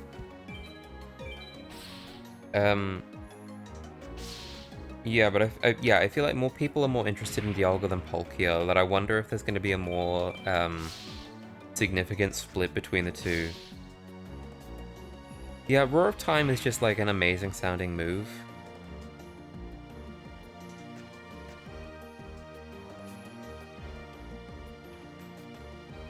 Hello? Hey. I have company. Hey. Well, I am company. yeah, one company at least. I'm really hoping the other one can come, just because, like, there's a specific conversation that I've wanted you and him to have for a very long time, but I've never been able to, like, set it up. And that is just on, like, I'm pretty sure his perspective on Age of Ultron is that it's not a good film and that Ultron isn't good. Well, Yeah, so I feel like he'll have the advantage over me, given that I haven't seen the movie in, like, I yeah, don't but, know, like, at least a year and a half. I'm sure the same would be said for him. But it's just like a... Because he comes from a very strong writing theory background, that he's just going to throw, like, references to stuff at you. Like, I just think that would be really interesting to see you try and defend Ultron, a character who is just mid. I mean, to be fair, being mid is still being amazing for a Marvel villain. Oh yeah, no, absolutely. I'll agree. Better than, who was it from, like, Iron Man 1? Jeff Obadiah Bridges? Stane. Oh yeah, Stain. I feel like Stane is still better than most of the villains that they've had. Yeah. Just in the sense that there was actually a reason and a relevant thing to do with the villain, even if the character was kind of boring and yeah.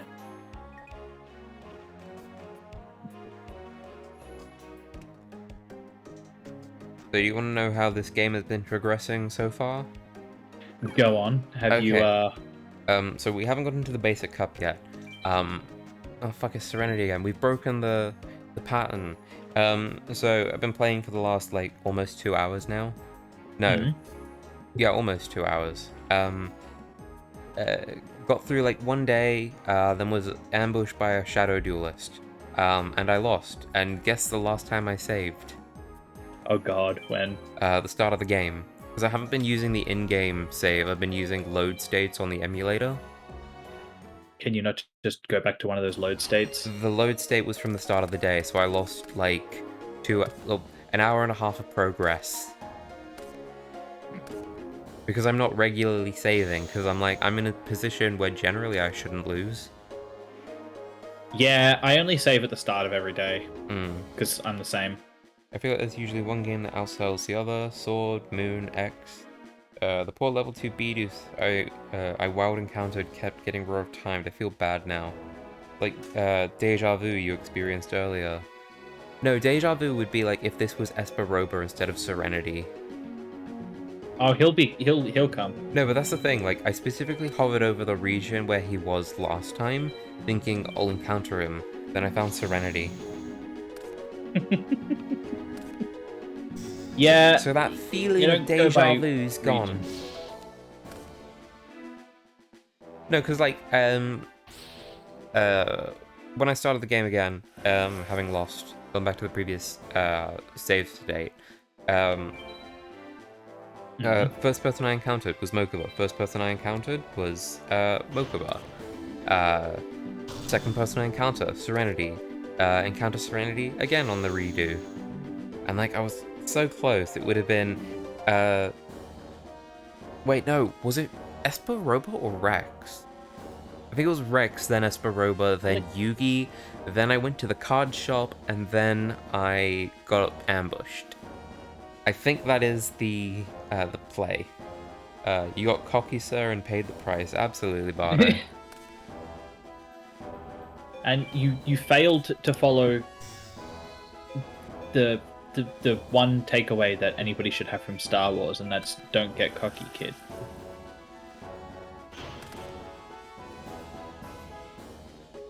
Never underestimate the power of the Paradox Brothers. Never estimate. Hush you. Never estimate the power of the Paradox Brothers. There'll be no guessing here. Docs had the high ground in that duel.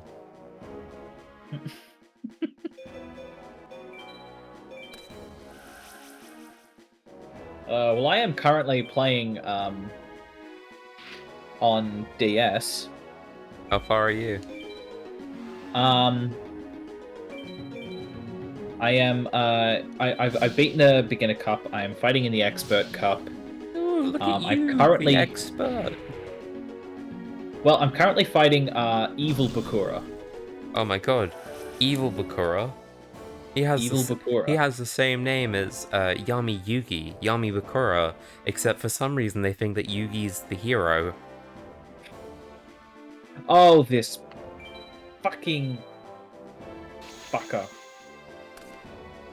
I just summoned my Barrel Dragon, which is like the only monster now, the only monster on the field for me. And I've just attacked a DD warrior lady, so fuck me, I guess. Yep.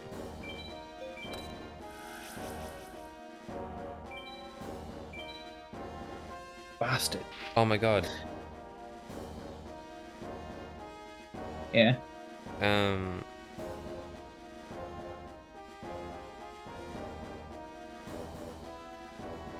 Oh yeah, I'm actually losing battles now, so there's that. Oh, that's exciting.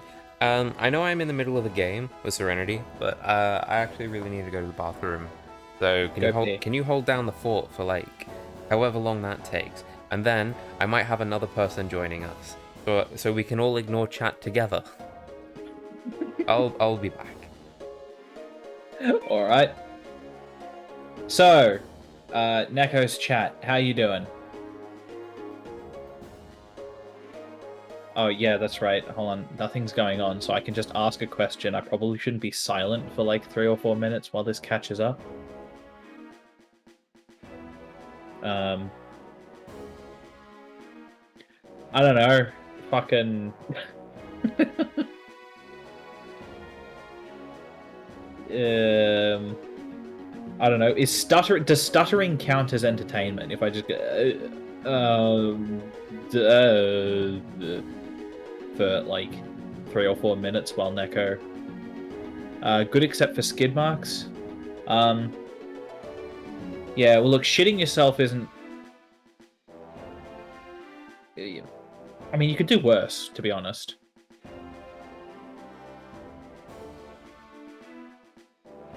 Like, I'm not saying that's a good day, but if the only bad thing that happened is you shit yourself, then, you know, you could always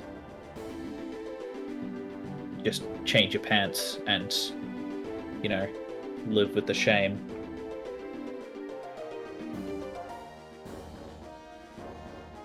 We've all been there, Ryura. Every single one of us at some point has shit our pants. No, I do not believe anyone who has not. I've never shit my pants.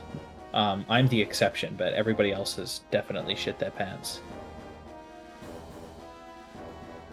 I've taken this stream to a weird direction already. What was the context? I don't know, I just asked, how's the chat doing? And Ryura's like, I just shit myself, so, you know. Right. Really just bringing back all my, my conversation gold. Athena, how do I add someone? Were you there for the stream? Must have when been. Neko. Oop. That's okay. We can still hear you. It's just I'm adding another person. Okay.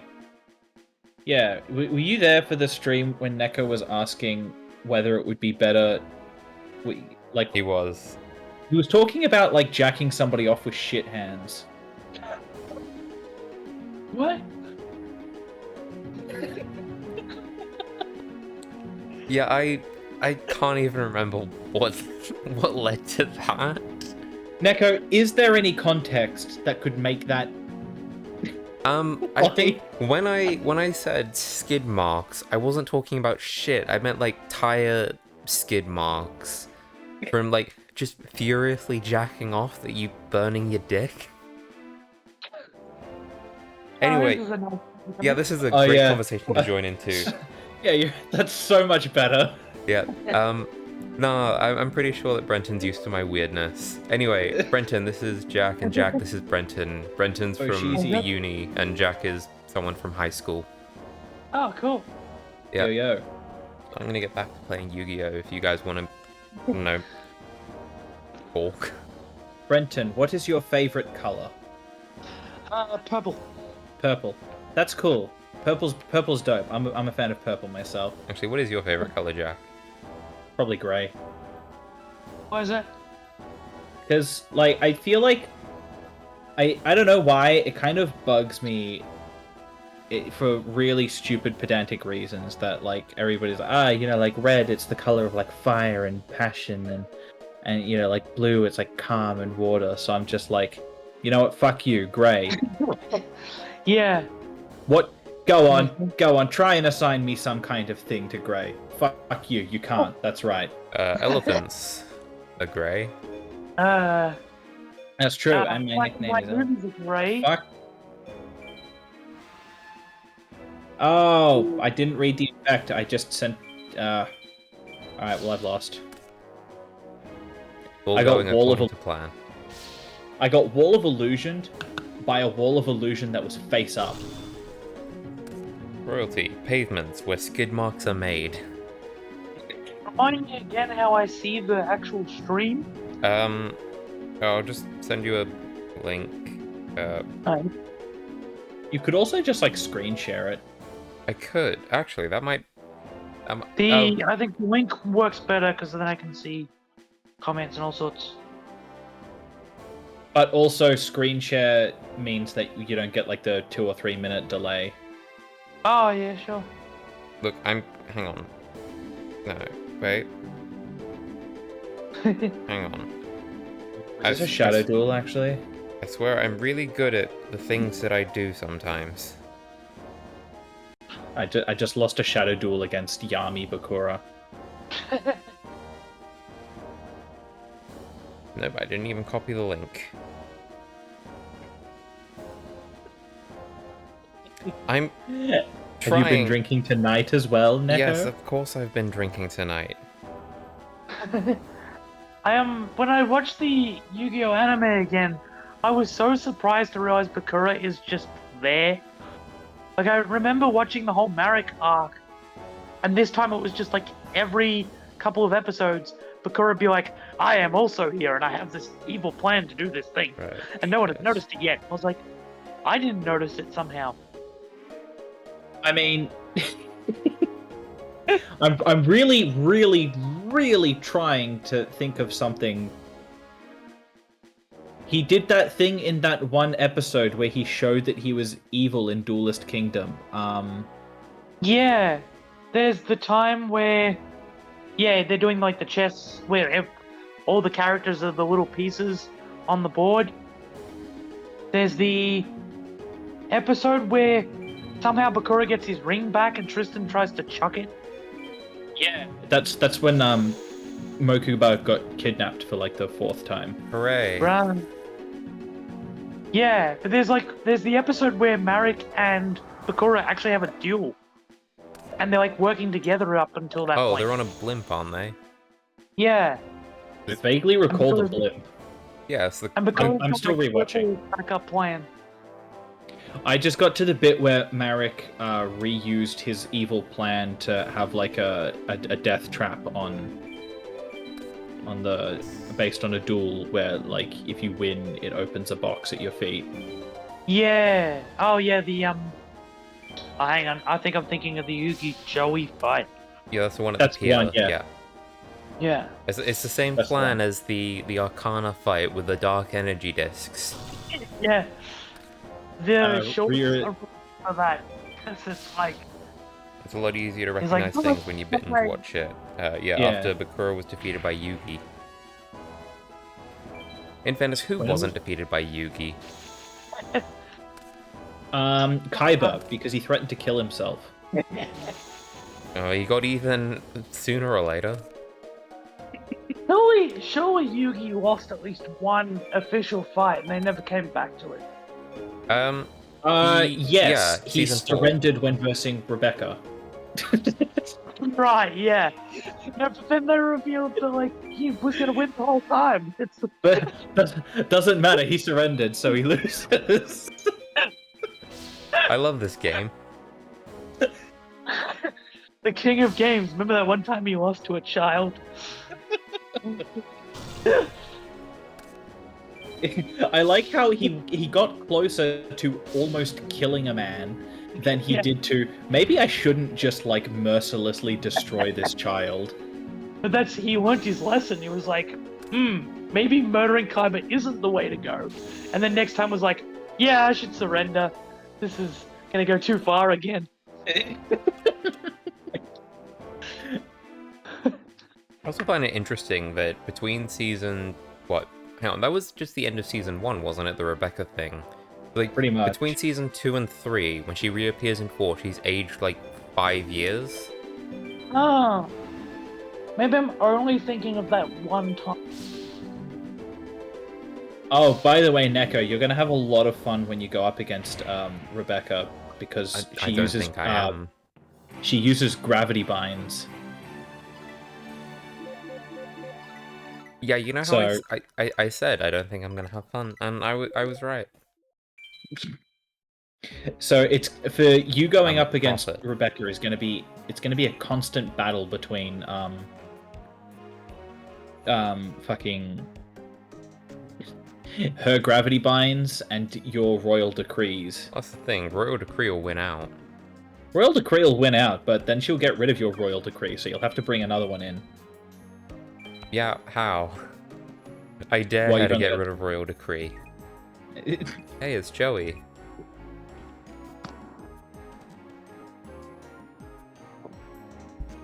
Oh yeah, don't worry, he's also useless in this game as well. Not true, he kept beating the shit out of you. Yeah, but he serves no narrative purpose, so... Well, does anyone truly serve a narrative purpose in a game where the main character is shunted to the sidelines to make way for the player character? Yeah, Pegasus. He shows up to be beaten. He shows up to be beaten exactly once so that you can feel like you earned cards. So you can feel accomplished for fighting a big master duelist who's actually not all that good at the game for some reason.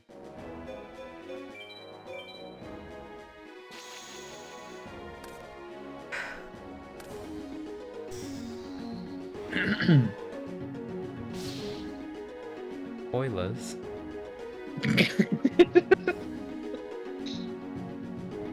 So in this save, has Mokuba broken into your room yet? No. And here's the thing, he probably would have if I didn't lose my progress. So we're still waiting for Mokuba to Yeah, I'm still waiting for the plot to happen. That's not even the plot. The creator of the game and didn't even have the broken cards. No, he did. Yeah. He did. Remember, he made the god cards, and then in the movie, he made the cards to defeat the god cards. And for some reason, the god cards were angry that he made the god cards, but not angry that he made Blue Eyes powerful enough to defeat the god cards. Yeah, it was also weird that that's what he invented. He's like, I've got this card. It's basically Blue Eyes extra. And then he's like, what, two cards? And the other one actually finishes gods. You didn't think of that the first time? I also like how it's made like a big deal, like, oh my god, he made cards to beat the god cards. Like, he can just make cards. He's the inventor of the game. He can just print a piece of cardboard. He's like, what a mistake that we made that card called Pyramid of Light. Yeah.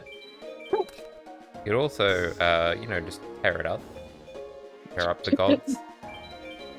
Oh, though, Kaiba tries to destroy Pyramid of Light with Blue Eyes, and it's like, Yeah, no, it's a magical card. Yeah, that's the magic of Anubis. I need to rewatch these fucking movies and shit. I was like, this is where our story brains come in. Like, I haven't watched them in quite a while, but I just remember this stuff. It just sticks with me. Yeah, it's like Shark Boy and Lava Girl.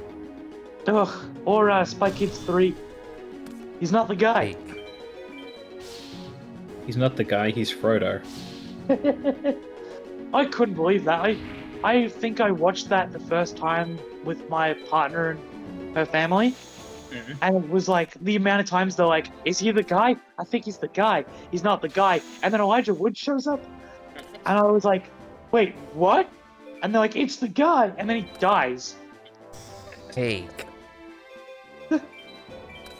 I think he says, oop, right before it. Or like some kind of really lackluster. He made the oh. the Roblox sound. I love that Elijah Woods just like shows up in stuff though. Yeah, like Yeah. that's the Daniel Radcliffe thing though, of like when you've been the face of a massive franchise, you could just do fuck all or whatever the fuck you want, and no one's gonna give you shit about it. They're just gonna be like, oh, it's great, he's in movies again. Yeah. As like Robert Downey Jr. went from Iron Man to being in Doolittle with like the worst Welsh accent I've ever heard. Yeah, I haven't seen that. And I was going to until I heard how bad it was. Yeah, the issue is he's just very whispery, rather than, you know, talking with an accent. I assumed mean, he would be Sherlock, but with animals. I was gonna say, like, his English accent in Sherlock wasn't exactly great either, but it was still a good movie. Yeah, well, it's Yeah. mostly due to the directing and the cinematography and His acting outside of the accent. yeah. If we ignore the fact that he's putting on an accent, it's a good act. It's actually kind of weird to me, like the second one Just ended with combobulated. that the end question mark. I actually didn't finish the second one. It was kind of annoying me that, like, it stopped making sense a little bit. Oh no, Yeah. a Like- Sherlock property that stops making sense. I remember Well- being really annoyed by the water thing, like the little breathing apparatus being the thing that saves it all. I was just like, really? And then on a rewatch, realized all the fishing hook metaphors. I don't remember that. What I remember being the thing that bugged me, that I didn't end up like that I was like really annoyed at was there was a bit there where they figure out that so they get to this like room that like like a bunch of senators had been bombed in, Yeah. right? And they're like, you know, oh, they were trying to, you know, kill all of the senators, but then like Sherlock finds a bullet, and it's like, no, from the trajectory of this bullet, we can tell that the assassination, that like this was to kill one specific senator, but we wanted to make it look like a bigger thing. So it was really about this guy. They just killed everyone else, and it's like fair enough as a motive for everything. But my problem with that was like, first of all, you hired the best sniper in the world to assassinate somebody and didn't think to remove the bullet afterwards to hide it. And also you then went to the effort of getting somebody to bomb the rest of the senators, right? What's the sniper got to do with this? Just send somebody in to bomb the senators. Like... You don't need the sniper. Yeah, that's literally the writers going, we need... Okay, so somebody's bombed a room full of senators. How are we going to get Sherlock to figure out that they wanted to kill this specific one? Well, what if we had a sniper that planted evidence in the fucking room? That's such a weird thing with bullet clues these days. Like, Dark Knight has the whole, the bullet shattered, and if we take all the fragments and put it back together, we can see a fingerprint. And Like, it's that was ridiculous, but at least it's like, magic sci-fi bullshit. Yeah. You know? I'm just noticing, like, how many films... I'm struggling to think of the other one, but I had another one in mind. I've got Where a it's like- really weird one. It's just a bunch of, like, someone shot from... I forget which movie it is, but they line up the shot of, like, it was shot from here all the way up there, so if we climb the mountain, the bullet would have landed here. And it's like, that's a extreme trajectory. Yeah. Everything's Yeah. just I don't think Hollywood understands bullets. Yeah, it's bullets and hacking. It's like, well, if there's a bullet involved, they can just figure it out. I'm in. My favorite hacking was in NCIS LA when they hacked the printer and it caught fire. That sounds like the plot of an IT Crowd episode, to be honest. 4. I'm in 5. I'm in 5. They hacked the printer to set it on fire. It's beautiful. Oh no, I'm not doubting this. Or there's the other. I think it might be as. I think this one might be a not an NCIS. What's the one with the sunglasses and the CSI Miami. Oh, yeah. Yeah, I would never have been able to guess that. I don't watch crap. Nah. That's not true. Imagine Neko not watching crap. Oh, you know what's really funny? So I was out today, and I was like, usually I leave noise on for my bird, just to sort of chirp at, so she doesn't go crazy from the silence. So I was like, okay, well, I'll just chuck on Loki, I guess. And when I came back, like, it stopped at episode 2, so there was noise for exactly 2 hours while I was out, and then my computer just turned off at episode 2. But like, even your computer didn't like Loki. That's the thing. It wasn't even. So it resumed playing at a certain point, and it was like 5 minutes into the episode. And I'm just really confused. My phone does that too with YouTube. Like, I will listen to music in the shower, and mid-song it will just go, "Are you still watching?" I'm like, well, I didn't pause it, or I didn't pause out of it, so yeah. I hate that with Netflix. I hate that with everything at this point. It's like, yes, no, I'm vegetating on my couch. Please don't make me get up. I understand, Yeah. but If you're going to Why? take a break, you're going to take a break on your own accord. Don't interrupt me 20 minutes into a thing. Yeah. At least interrupt it in the middle of episodes. Like, not in the middle of an episode. Be like, at the end of the episode, go, maybe take a break. As opposed to, is it interruption? yeah, I understand it with Netflix. I don't understand it with YouTube. Because like with Netflix, it's like you might fall asleep in the middle of watching something, you know? Well, see, my PlayStation automatically turns itself off after a time. Hold on, there are 2 Ryuras in the chat. Yeah, there's, Oh. what is it? Computer Ryura and phone Ryura, I think? Huh. Right. Yeah, every like 3 videos of a playlist, YouTube does it. It happens when I'm at the gym or listening to something while I'm falling asleep. Yeah. I was like, if I'm not paying attention, my PS4 will just say, "Oh, if you don't touch the remote in 10 minutes, it switches off." And I'll be listening to it but not watching it. No. So it's, same with phone. It's just, if you put up a playlist, you expect the playlist to play. That's the bigger thing. It's like, Yeah. yeah. I don't understand it. Yep, I'm on my phone. Back to the bullet thing for a second before I forget my example because of alcohol. I find it really weird that in Batman vs Superman, the other one, Superman, goes to like this, It's 2 of them. this. One or the other. Fuck, I don't know. Well, they're both grim and morbid. They both have man in the name. You know how it is. Yeah. They both, Martha is a mother, it's Yeah, they're more similar than you'd think. No, but anyway, he travels to like this desert region to stop like a terrorist plot or whatever, and he is chastised by the public about it because when the CIA recover the bodies at the scene of the crime or whatever, they're full of bullet holes, and they think Superman did that.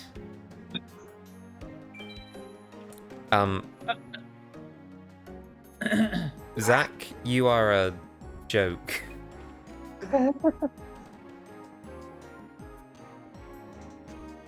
Well, That was all I wanted to say, is that the Yeah, public no, think that just thinking Superman about that. shot people.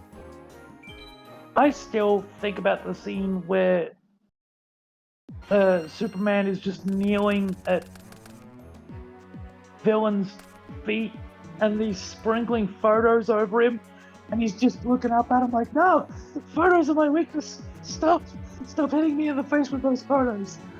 And it's like, I know it's meant to be like he's being completely blackmailed and he's like, it's this tragic falling to his knees thing. But it just looks like he's being hit by photos. I'm really glad I didn't say who I thought it was, because I know it's Mark Zuckerberg actor guy. What's his face? But I was about to guess Michael Cera. I mean, really, Jesse Eisenberg is just like Michael Cera if he went to the gym 3 times. Exactly 3 times. Tell me I'm wrong. Imagine wimpish Michael Cera playing Lex Luthor. But like they shaved him bald and they gave him like the business stuff, but he's still playing like awkward Scott Pilgrim. I was gonna say he's playing like comics Lex Luthor, but like as a Michael Cera character. Like, I'm gonna stop you, Batman. I guess. Superman's okay. killing with Clark Kent? What? You have to stop this. Okay. I guess if you say so. Oh jeez. Okay. Superman just blows a bit of wind at him and he knocks over.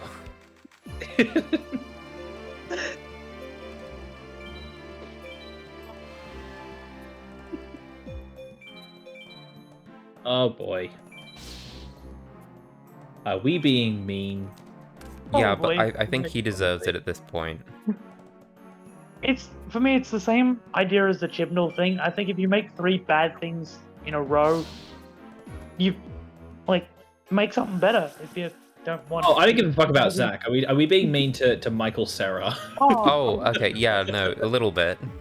To that I'd say, grow a spine, Michael. No, I don't give it. Anyone who's really, really that passionate about trying to make a Fountainhead movie, I'm not really going to give them the benefit of the doubt, to be honest. It would be very interesting if we're just like sitting here and our comment section is just Michael Cera being like, "Stop it! I can't take this anymore." Turns out that Ryura is I came to this Michael Yu-Gi-Oh Cera. stream hoping to get away from the bullying. Yeah. Or like, no, we're the only ones bullying him, but he just doesn't want to hear it anymore. Imagine being bullied by a Yu-Gi-Oh streamer.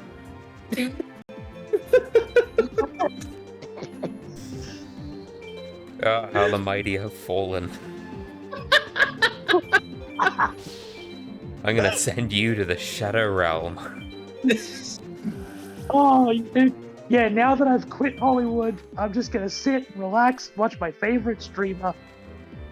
Oh. He's an up-and-comer, but he's really nice. Yeah.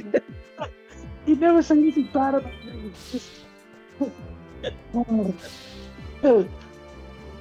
Oh, man. Poor Michael Cera.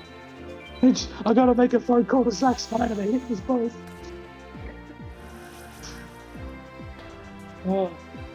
From what I've seen, Zack actually has a decent sense of humor about people ribbing him. Yeah. Which I didn't expect from him, to be honest. No, but that's where I feel you really have to, I think, to be in the industry at all, let alone that long. I mean, you say that, but... Yeah, that's why I find it bizarre when ideally... I hear people criticize and review my stuff badly. Like, yeah. It will always then be followed by, it's all subjective, shut up. Like, well, then people can hate it subjectively. What's the... There's a great clip of Zack, really? Where he goes to, he's gone to, like, this, like, stand-up night where a comedian, like, is... Like, the whole thing is, like, the comedians are going to be doing crowd work. And one of the comedians just sort of picks him out randomly, not knowing who he is. And it ends up being this whole thing of, you know, like, you know, like, oh, what do you, his name's Zach, you know, oh, what do you do for a living? Zach, oh, I'm a movie director. He goes, oh, shit. what movies do you direct, Zach? And he's like, what Zach movie directors do you know? And he's just like, Oh, I think I've seen Zack that. Yeah, Snyder. yeah, it takes him like quite a bit to catch on. Yeah, you seen the clip? Yeah. I definitely Yeah. Oh. I'm gonna send it to you, Neko. Groovy. Because, like, all through that, I was just thinking about, like, oh, and there's a really interesting Dave Bautista interview quote where he says, on the set of Army of the Dead, he was watching Zack Snyder direct, and he was thinking, oh, I could do that. So Dave Bautista's gonna try his hand at directing soon. Probably. I mean, he could. Like, me and my partner saw a random movie when we're on holidays. There was only like 3, I think, showing, and like we didn't know what it was. It was directed by George Clooney, and it was just some suburban film. Like, it was the whole, like, it's, you know, suburbia on the surface, but underneath something dodgy's happening. And only afterwards we were like, that was weird. And then they're like, yeah, it's directed by George Clooney, like one of his first directed movies. And I was like, oh yeah, I suppose people in Hollywood just kind of get bored and go, I want to do that job now. I'm gonna do that. Considering, like, he's 50, and he's really on the tail end of, like, using drugs to stay in fit shape, it makes sense to go behind the camera now.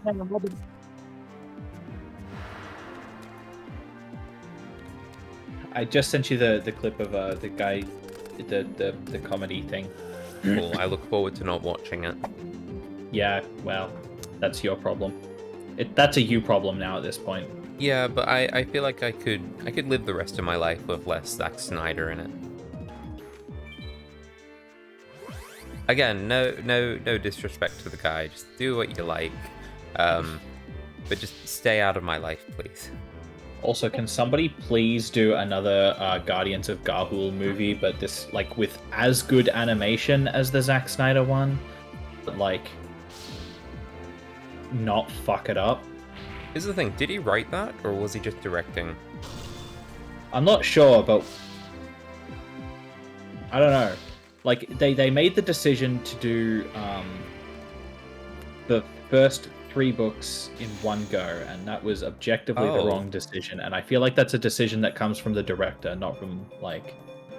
Not always. It could be a producer.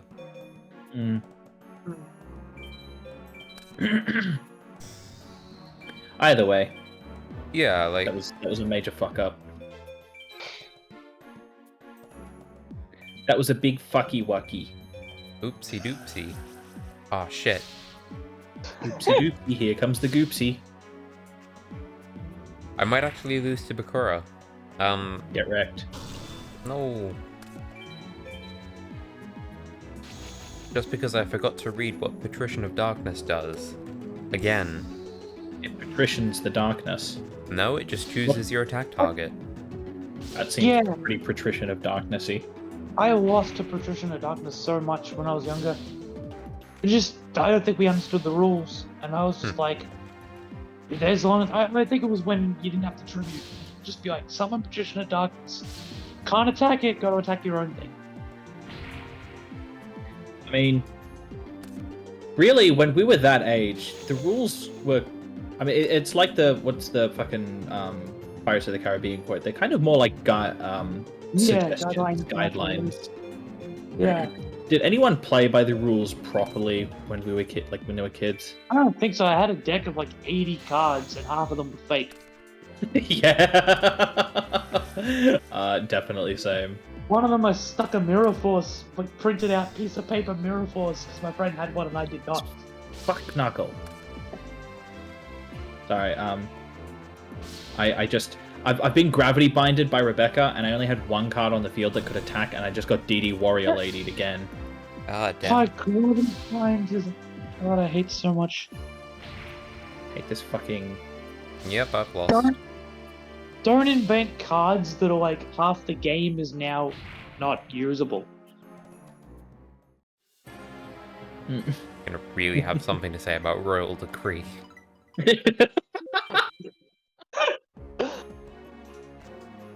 Oh god. I'm gonna go buy some cards now. Oh no. Okay, if you're that against the idea. Oh shit, I've been intercepted. Better save. Save state. Like a cheetah. No, it's I'm having called to waste resourcefulness. I just had to waste a Fisher getting rid of a Fire Princess, because fucking Rebecca. She's at 13,000 life points right now, because she's got a Solemn Wish on the field, and literally neither of us have any cards that can attack. Like, even she doesn't have many cards that are below 4 stars. Like... Oh no. She just deadlocked Going- she wins life points for drawing. I mean, yeah, like, going up against Rebecca is basically just, you sit there, and you wait. Like, it's at turn 18, and the duel is, like, barely half over. We're just both sitting here, like, she makes... Going up against Rebecca is just a game of, let's just sit here and wait to see if I can draw a Royal Decree before she just, like, Fire Princesses me to death with Fire Princess and, like, Solemn Wish. Yeah, so what you're saying is that Rebecca is the most accurate to the anime because it takes like several episodes just to take a turn. Yeah, basically, it's her deck is fucking cancer. I hate it. I try to imagine Yugi going up against it like, oh, gravity bind. To be continued. Like, I'm just lucky that I've got a Barrel Dragon, and for some reason I keep pulling it every time I go up against her, because it's like, at least I can get rid of her annoying monsters.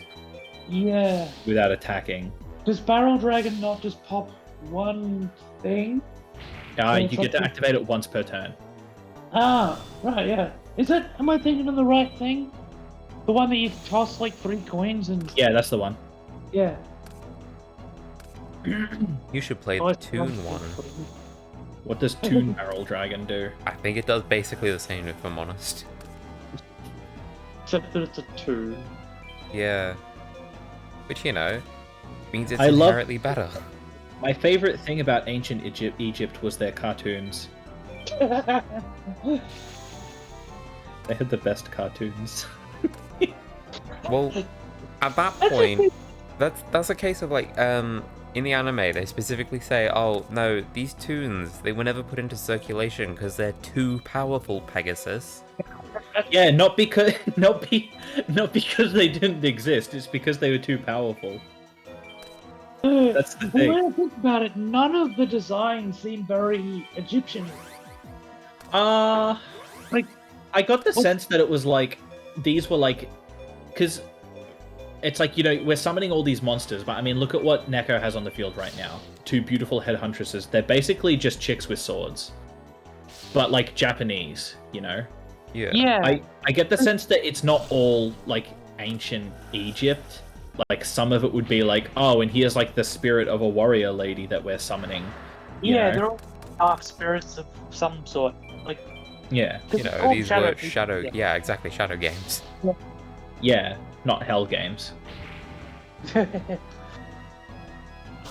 So. Imagine if the translation hadn't worked. Like, we're playing a silhouette game. Silhouette. I'm gonna send you to the silhouette realm. That sounds like heaven for a mime.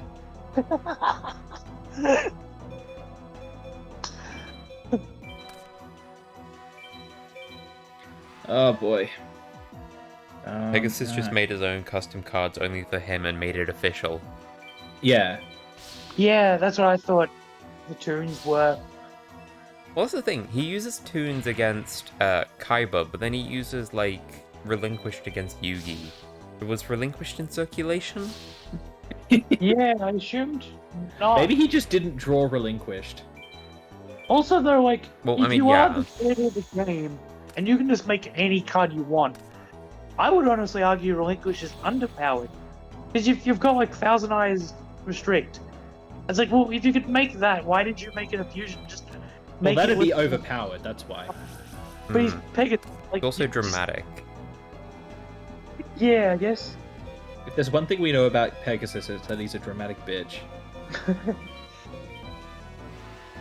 Yeah, it just seems like he made all these OP cards, but then didn't just make something that always wins. I'll be completely honest. Like it's somewhat funny to me that he's the creator of the card game and he made fucking Kyber Man. If you don't know, Jack, Kyber Man is a card. I figured it was a card. And it looks that a bit part like I worked out on Kyber. my own, thanks. And it looks a bit I like thought it was Kyber. just like, I thought you made Kyber, man. Yeah. What if like Kyber Man exists? Like, I don't know. He was just like in a room one day, and like really high pitching cards. And it's just like, what if we just made like Me. Kyber Man? And then they were just like, what do you like? Nobody asked any questions other than like further than that. It was They just just like walked over to the drawing board. And they just drew Kyber. Yeah. As opposed to being like, what do you mean? Do you mean like, I don't know, maybe like here's a card that's got an effect that kind of reminds you of Kyber, or I was like, no, we don't want that. no, just nobody asked. They were just like, what if it's just Kyber, man? And that's what they went with. That's what they went with. Yeah. I mean, he's got a mask that looks a bit like a Blue Eyes head. Actually, that's a weird thing. Like, what if the card came first? And like Kyber's Kyber father was- is just like, no. Maybe Maybe it it Kyber's was was entire based. existence was modeled on a card. He seems like Blue Eyes a lot. Just name after that. I was gonna say, what if it's like based off of the Kyber Man was mass produced, but no one but Kyber was able to use it since he alone. I didn't get to read that before it faded Since away. he alone owns the only Blue Eyes. Oh yeah, that's true. He owns all 3 Blue Eyes in existence. Yep. Well, but Yugi's grandfather had the 4th one and he tore it up. Yeah, which Somebody means it's still- impossible to use now. Yeah. Apparently. No, shut up. It's impossible.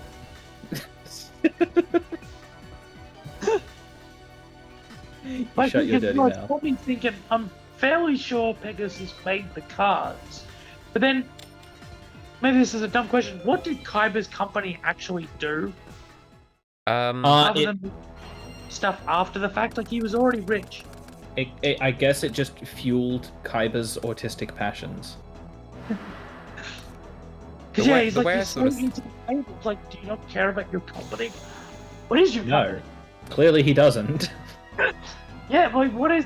If Kyber wasn't in charge of it, that other kid wanted to be in charge of it. What are they even meant to be doing? Can't tell if you mean Making- Noah or Mokuba. Noah, yeah, Noah. Right. Yeah, because I have no idea what Noah would do. But anyway, the way I see the relationship between Pegasus and Kyber's companies is like Pegasus makes the apples and Kyber makes the box to put the apples in. Kyber doesn't make the box to put the apples in. Not Kyber just makes literally. like Kyber, according to the Like, he makes rules of multiple- anime, somehow inexplicably designs a box of holograms to store apples in. I was gonna say Kyber like doesn't make the box. Kyber just does Pegasus's marketing for him. How the fuck was Yu-Gi-Oh gonna be a worldwide fucking sport if not for the holographic stadiums? Well, it was before that, because like we see in what is it, episode 2? Wait, no, hang on, no. Rex and Weevil are using the arena. We Where they're see playing in in the episode, school. yeah, we see in the Bandit Key flashback, he's just sitting at a table in the middle of an arena. Imagine doing that. Imagine sitting in an arena watching people play card games like it's like you're in like a football arena and there's just people playing card games in the middle of the football field. And you're just like, what's going on? I don't know, but We've got a camera that I guess we'll know. zoomed in. We'll know somebody's won if somebody flips a table. Imagine if they're like, you have like golf level commentary.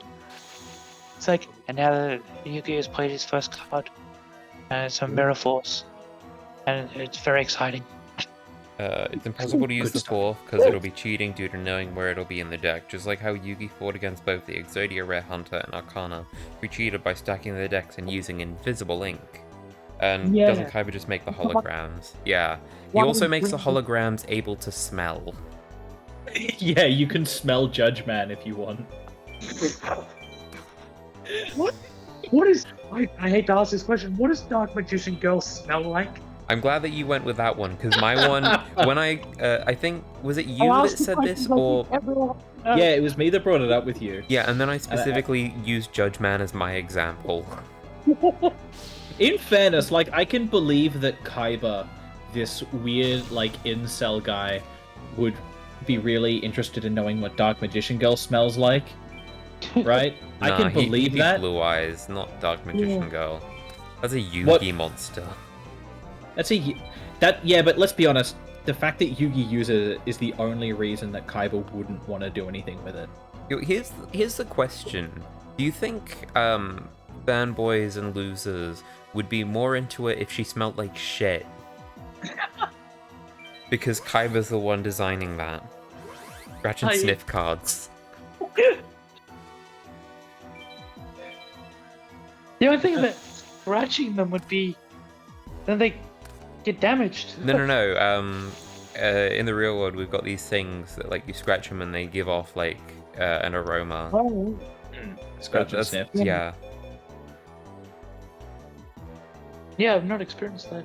Oh yeah, no, Rio, I absolutely believe he would have spent, like, 10 years trying to perfect the smell of Maiden with Eyes of Blue. What a fucking creep. I love Kaiba. My favorite thing, I am so upset that it didn't make it into the 4Kids version, is when he stops a gun being fired by just flinging a Yu-Gi-Oh card into it.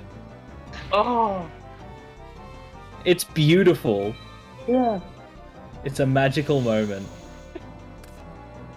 Why didn't they make it? Oh, because guns. His guns. They can just make that into a finger and have him throw a card at a finger. Oh no, It he doesn't gave have- him a very intense paper cut. Yes.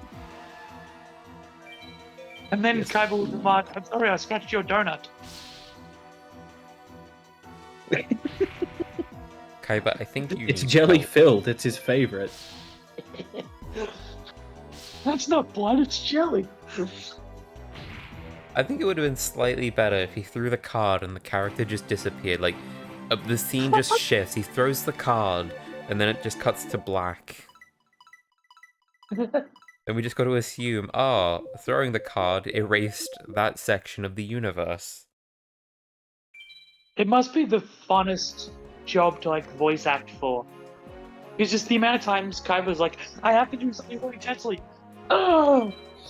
And it's like he's always doing is like throwing a card, but he's just like, I like, here's the thing, if I was a voice actor, I think the only roles that I would really love to do is like the really stupid shit like Kaiba. I would love to voice like a Kaiba type character where I just have to do a really edgy character voice. Like something like that. And like all of my dialogue is absolute rubbish. I don't care that you've shown me absolute proof. I still refuse to believe it because I'm logical. See, that's the thing though, I think Are you going to defeat me in a Yu-Gi-Oh game, Yugi? If you do, I'll fucking kill myself right now. That's right, you little bitch. Good job, Only I'm Kaiba. getting in that castle. There's the dog. But no, Kaiba actually has a lot of good like comebacks. No, he's But got that's the really thing, bad is ones. that- We just love them. Yeah. Yeah, I was gonna say, that's the thing. They're really good if you're a preteen. And that's the thing about them. No comeback that impresses a preteen is actually good. See, I want to amend your statement and be like, no, it impresses preteens and adults. So let's be honest, like, there's this period when you become like 22, 23, where suddenly you just really appreciate 4Kids Kaiba. Yeah, it is actually like, yeah, they're not actually, now that I think about the examples I have in my head, they're not greatly written, but just how, like, is it edgy and It's he just entirely the delivery. it's like, yeah, it's like what you're your choices are between a cream puff and an elf. Well, it's your funeral. That makes no sense, but it's just like he just says it with such much gusto. Also, Neko, I just beat Rebecca. Yep. Do you want to hear the final rundown of how it went? Go on. So, I beat her by she decked out.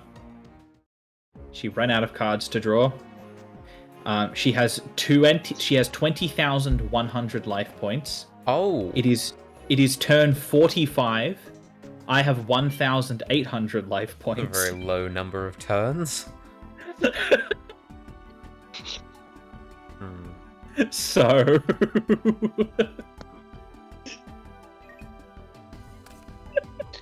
We've just been looking up Kaiba comebacks. I like number 4. Stop saving the world and get a hobby. Oh, okay. Why are you saving the world? You should be playing Duel Monsters instead. Give me a second. I gotta go throw my DS on charge. I'm literally reading a top 10 list, and number 1 is just nice outfit, dork. Classic. Yeah.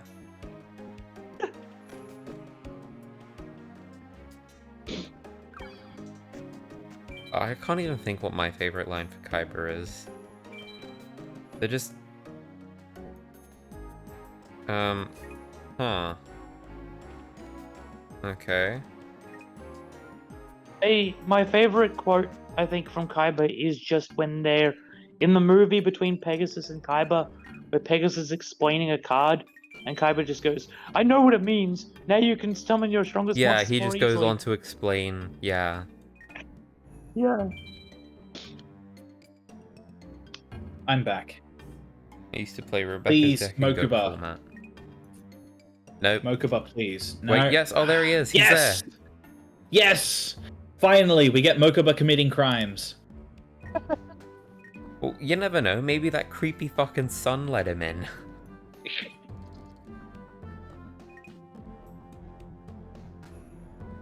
I hate it so much. What, the son or Oh. Mokuba? Do I have to choose? Yeah, I kind of want to see which one you put above the other. Oh. Ooh. I'm gonna say Mokuba. I love the comments. I love the line Seto says to Yugi when he finds out Yugi's ancient father and Seto's ancient ancestor were brothers. And Kaiba says, are you saying we're cousins? Oh no. Oh dear. That ruins a lot of fan fiction. I It is yeah. like, as much as season 5 seems to wrap it all up, I've just never, every time I try to watch it, it's not bad. It's just for some reason, as soon as we get into the Pharaoh, ancient Egypt stuff, I'm just like, it's not the show that I know anymore. Honestly, Which is that's weird. the stuff that kept me interested as a kid. Yeah. It's weird because I accidentally stopped at the end of season 4. Just Why I would you remember do watching it on such a TV thing? and wait, I swear they just stopped playing it or I somehow missed it because I remember saying as a kid, it's so weird they set up all the Millennium items and then just never did anything with them after Marik's arc. And then watched the DVDs and was like, oh wait, there's a whole season here where they do exactly that. And for whatever reason, I'm just like, it still feels tacked on to me.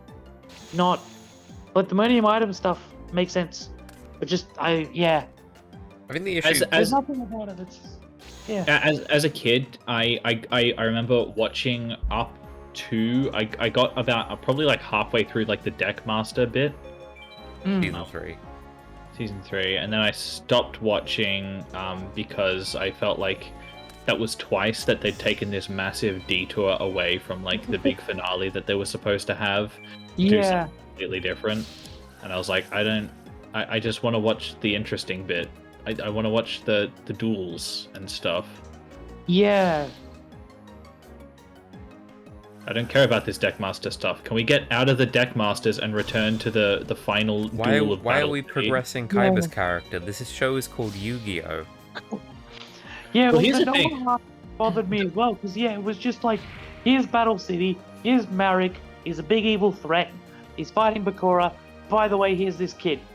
Yeah, here's Noah, and also Marek is just gonna stay on the blimp. We haven't forgotten about him. He's still there. I Yeah. don't actually remember any of like the Noah stuff or anything. I got as far as seeing Tristan was a monkey, and That's I don't okay. think I got much further You're sort than of that. more than halfway through it. Because like Tristan becomes a monkey, and then they just go and fight Noah.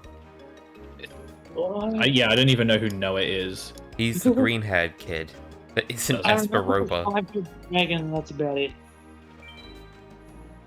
Or is that, Right. wait, is the Five-Foot Dragon thing the Noah arc, or the other time they go into the virtual world? It's every time. Alright.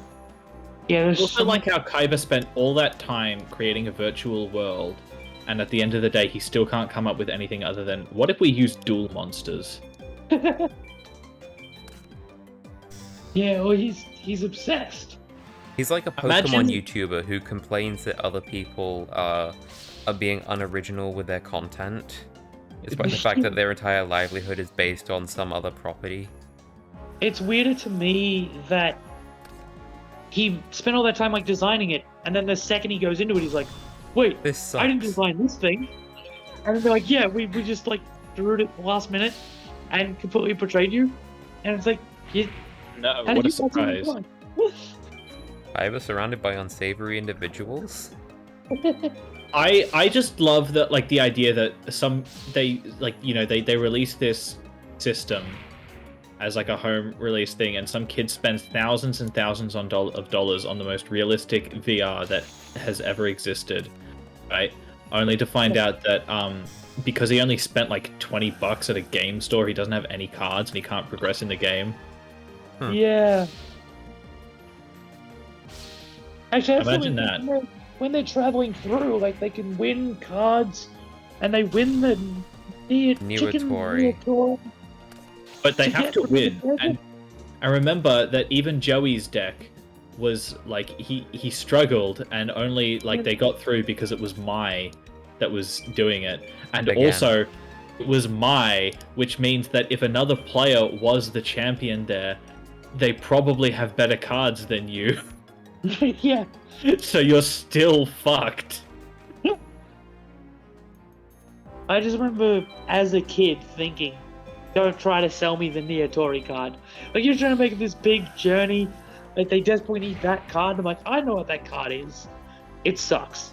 Imagine It's a if it was chocobo. Sonic Duck. That would make more sense. It would also have been cuter. Yeah. Also, what the hell was the weird... I am still weirded out by the fact that Kaiba made Mokuba a princess.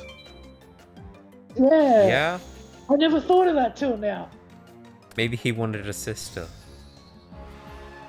And he would retreat into this virtual world to not have to deal with Mokuba's shit. Do you think Kaiba's a siscon?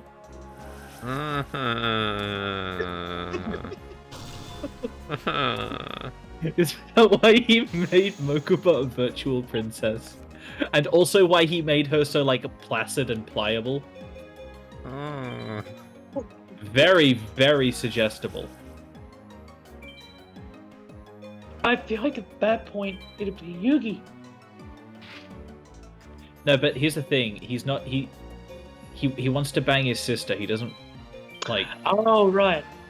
I wasn't sure what that term exactly was. Siscon, yeah, you've got a sister complex. You want to fuck you. It's like an Ah. Oedipus complex, but it's your sister. Yeah. I hate the internet.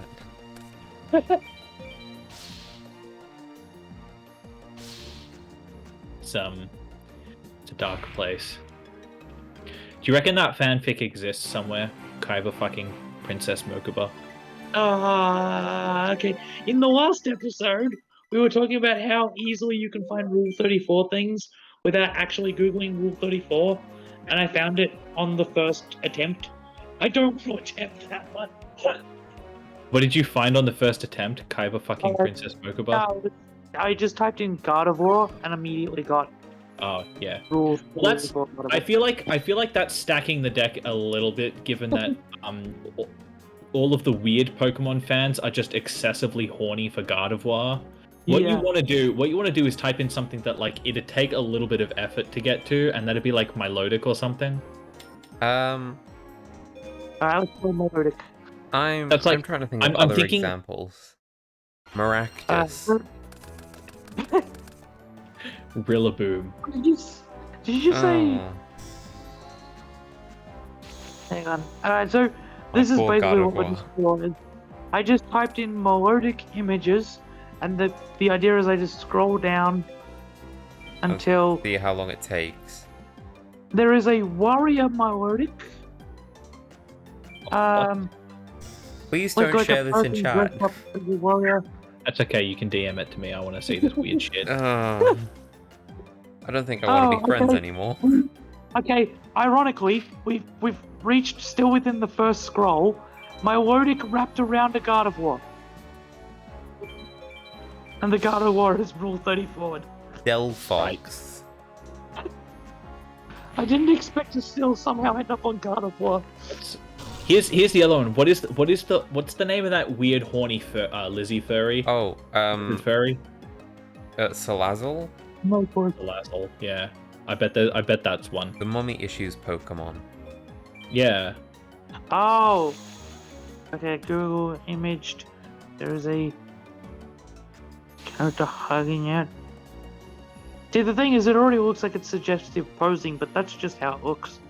That's what I mean. Like, I reckon, like, Milotic, I don't reckon there's much, but there's probably some, and it's probably not hard to find. I'm not gonna bother looking.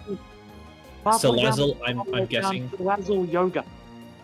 I was gonna say, I reckon if you look at like all of the fan art, there's gonna be more horny Salazzle fan art than there is gonna be like normal.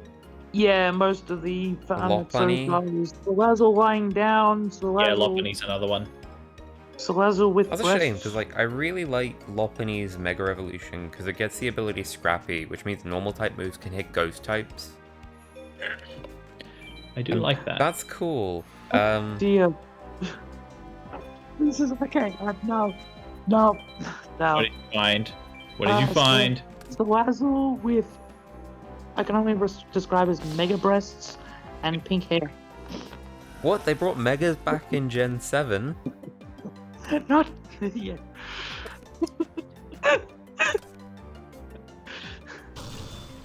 Okay, Gigantamax. Ugh. Actually, I think you'll find that the term is Dynamax unless it changes form. Oh right, yeah. I didn't play the Switch. Lucky you. Long. It's I blame that left analog stick thing more than anything. I blame the fact that they didn't make a game that looked like it was going to be worth playing. Yeah. Did you see the meme? Sleeping with your Pikachu is cute, but sleeping with Machoke is weird. Yeah. No, I hadn't seen that, but like, yeah, no, I can absolutely see that.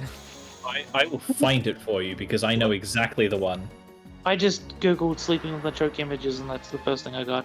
Oh, awesome! I do love all of the what do you call them? The fucking Diglett memes. What ones were like he's Mega Chad buff guy? All the stuff, basically everything that's just like, what does Diglett look like underneath the... Oh yeah, it's like super muscly. Yeah, I like the ones where he's like a weird like bodybuilder. There's also like ones where he's like got some weird Lovecraftian horror. Like the one that's like Diglett, use Scratch. Have you seen that one? Yeah. And I can Google that. My favorite one is just like, so you remove the dirt from around Diglett, and it's just like a line for the base, and he's got two stick figure legs just coming out the bottom of him.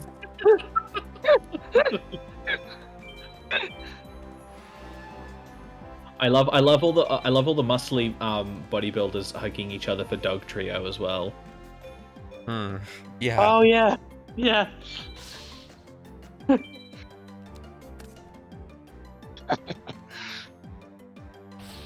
There's like a whole like Pokemon's really weird. anatomy. They've got like an inside anatomy of Diglett. Oh, yeah, no. I'm not a fan of that. Oh, no. Show me. Send it. Pop it in chat. I want to see. I'm failing. Just okay. If you scroll down far enough, I don't even go past the first page. It's just I cannot somehow. Hang on, put in the Discord. Where is it gone? Oh no. It's gone away. It's gone to go get a pack of smokes. Oh no.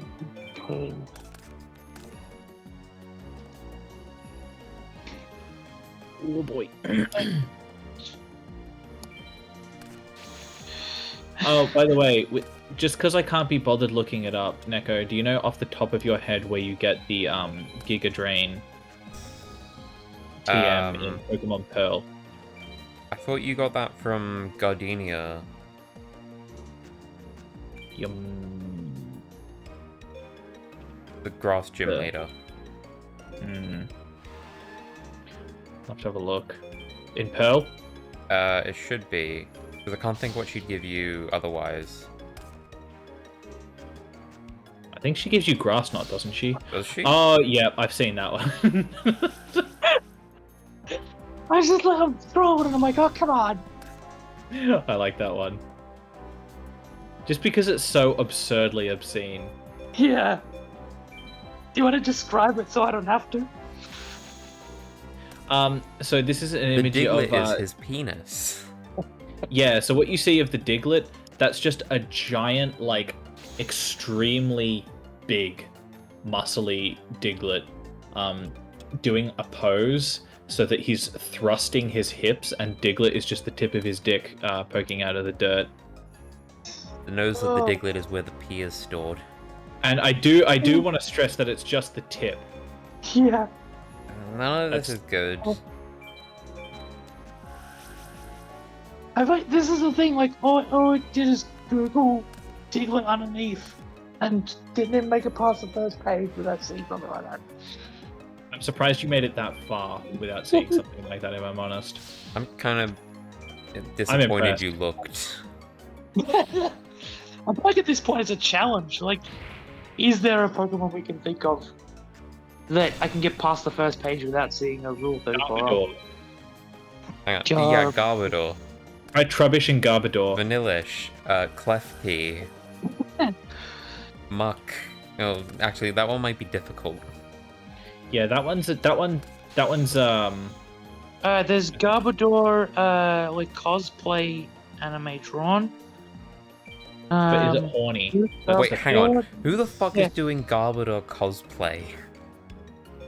I can see that being like an irony thing, because like the whole self-deprecating humor of the internet is like, look, I'm rubbish. I'm garbage, you know? That whole thing. I can see that. Giant Garbodor's hugging. What I can't imagine is a cosplay of Vanillish, because I can't imagine anybody looking at Vanillish and going, yeah, that's a good Pokemon. I like Is- Vanillite. There's Garbodor cake. Looks terrifying. Did somebody The just put a trouble here bag is, of like- rubbish on the table?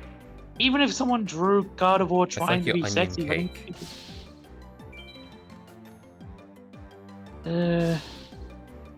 We're almost to the end of the first scroll.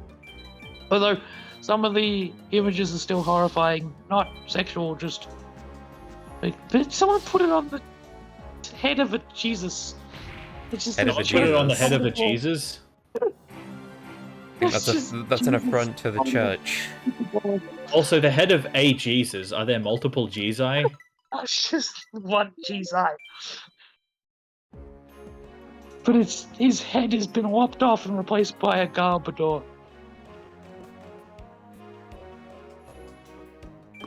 Is that going to be like the new Bidoof is God meme? Maybe. I do really like Bidoof. I like It's so useless, but I like it. Bidoof, but every time I see it, in just an out of context way, I'm filled with this rage. Rage, you reckon?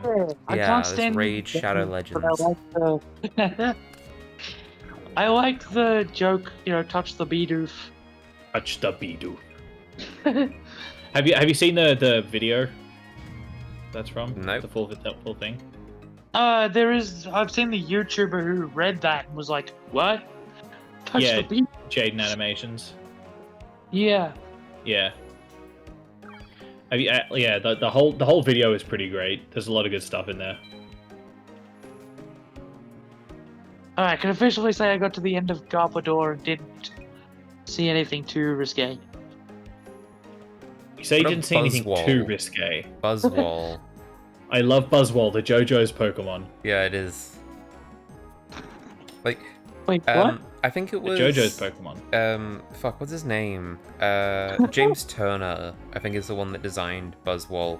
And like, you're gonna be really disappointed that he's the guy who designed the Vanillish line, but like, there's something about just his ideas for Pokemon that I think are really just strong. Like, Swole Mosquito. You can't get any better than that. See, here's the thing, What? like, I feel like Buzzwole is just so terrible that it comes back around to being good. Vanillish is just awful, and there's nothing redeeming about it. There's no redeeming, like, charming thing about how, what the fuck is this? It's just an ice cream and I hate it. The way you said, what the fuck is this? I thought Brenton put something weird in chat. No. Not yet. No, that's just my gut reaction to seeing, I'm surprised Buzzwole. nothing for Buzzwole other than just regular pictures of Buzzwole being like Buff. either standing there or like doing muscle poses. But like nothing. Can I ask, doing specifically, is there anything of it doing JoJo's poses? What's a JoJo pose? Oh my god. Yeah, Brenton has no idea about JoJo, and like, he's better for Oh it. my god. Let me He's grabbing point. let me fix you, son. Give me a sec. Jack Yeah. literally saw a guy and said, I can fix him. Give me a second. I'm really surprised. I would have thought there'd be at least one, like the Diglett thing, but for Buzzwole. Okay, I'm gonna send I'm you not something denying that's it, gonna be Bardo. timestamped. The dialogue isn't necessarily important, but the context is. And the context is that this man is telling you his really tragic backstory and how his sister was murdered. And this is him exclaiming that he's going to do everything in his power to hunt down the man who killed his sister and slay him. That's the context behind this clip. It Yeah. sort of sounds like Oberyn Martell from Game of Thrones. I'm quite okay with no one else getting that reference. That's right. I read the books, and that was enough. Fair enough. Oh yeah, this looks familiar. Brenton, right now, try and get into that pose. Do it. All right. Yeah, I don't see that happening. Let me get some other good ones for you. JoJo's poses, Oh. images. My partner does yoga, and I don't think she'd be able to get into that either. It's just, I think that's physically impossible.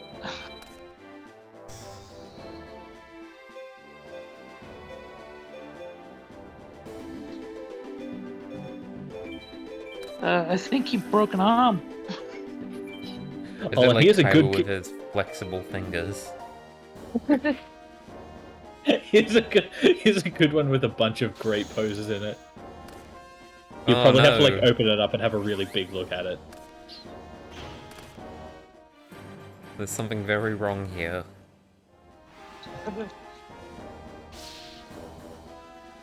Oh wait, yeah, I see what you mean. Like, because when I'm first looking at it, I'm like, yeah, everyone's just posing. But then, like, when I zoom up on each one, it's like, well, wait a second. their pelvis is turned so far to the right. But everything about it, everything is fantastic. Let me. Oh, there's one great shot from. Give me a second. I got to look through my collection of the manga so I can get a Do I have it? Do I have? Oh, I don't have part 3. I've only got part 1 and 2. Oh no. Damn it! I gotta look. There's this one great shot. It made it into the anime too. Oh, JoJo's part 3. You know, Bardo, I want to call you out. Jack does not have an itty bitty waist. Why was this in question? Because he's doing the what's the song? I like big butts.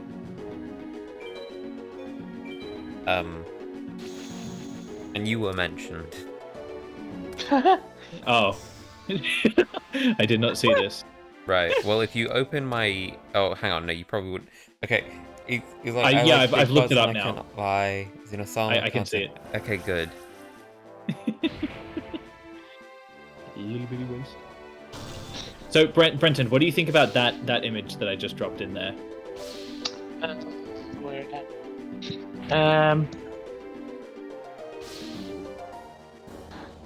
I think I'm a little.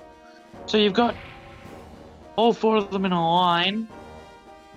That was the moment that they set off on their adventure. They're all walking towards camera in that shot.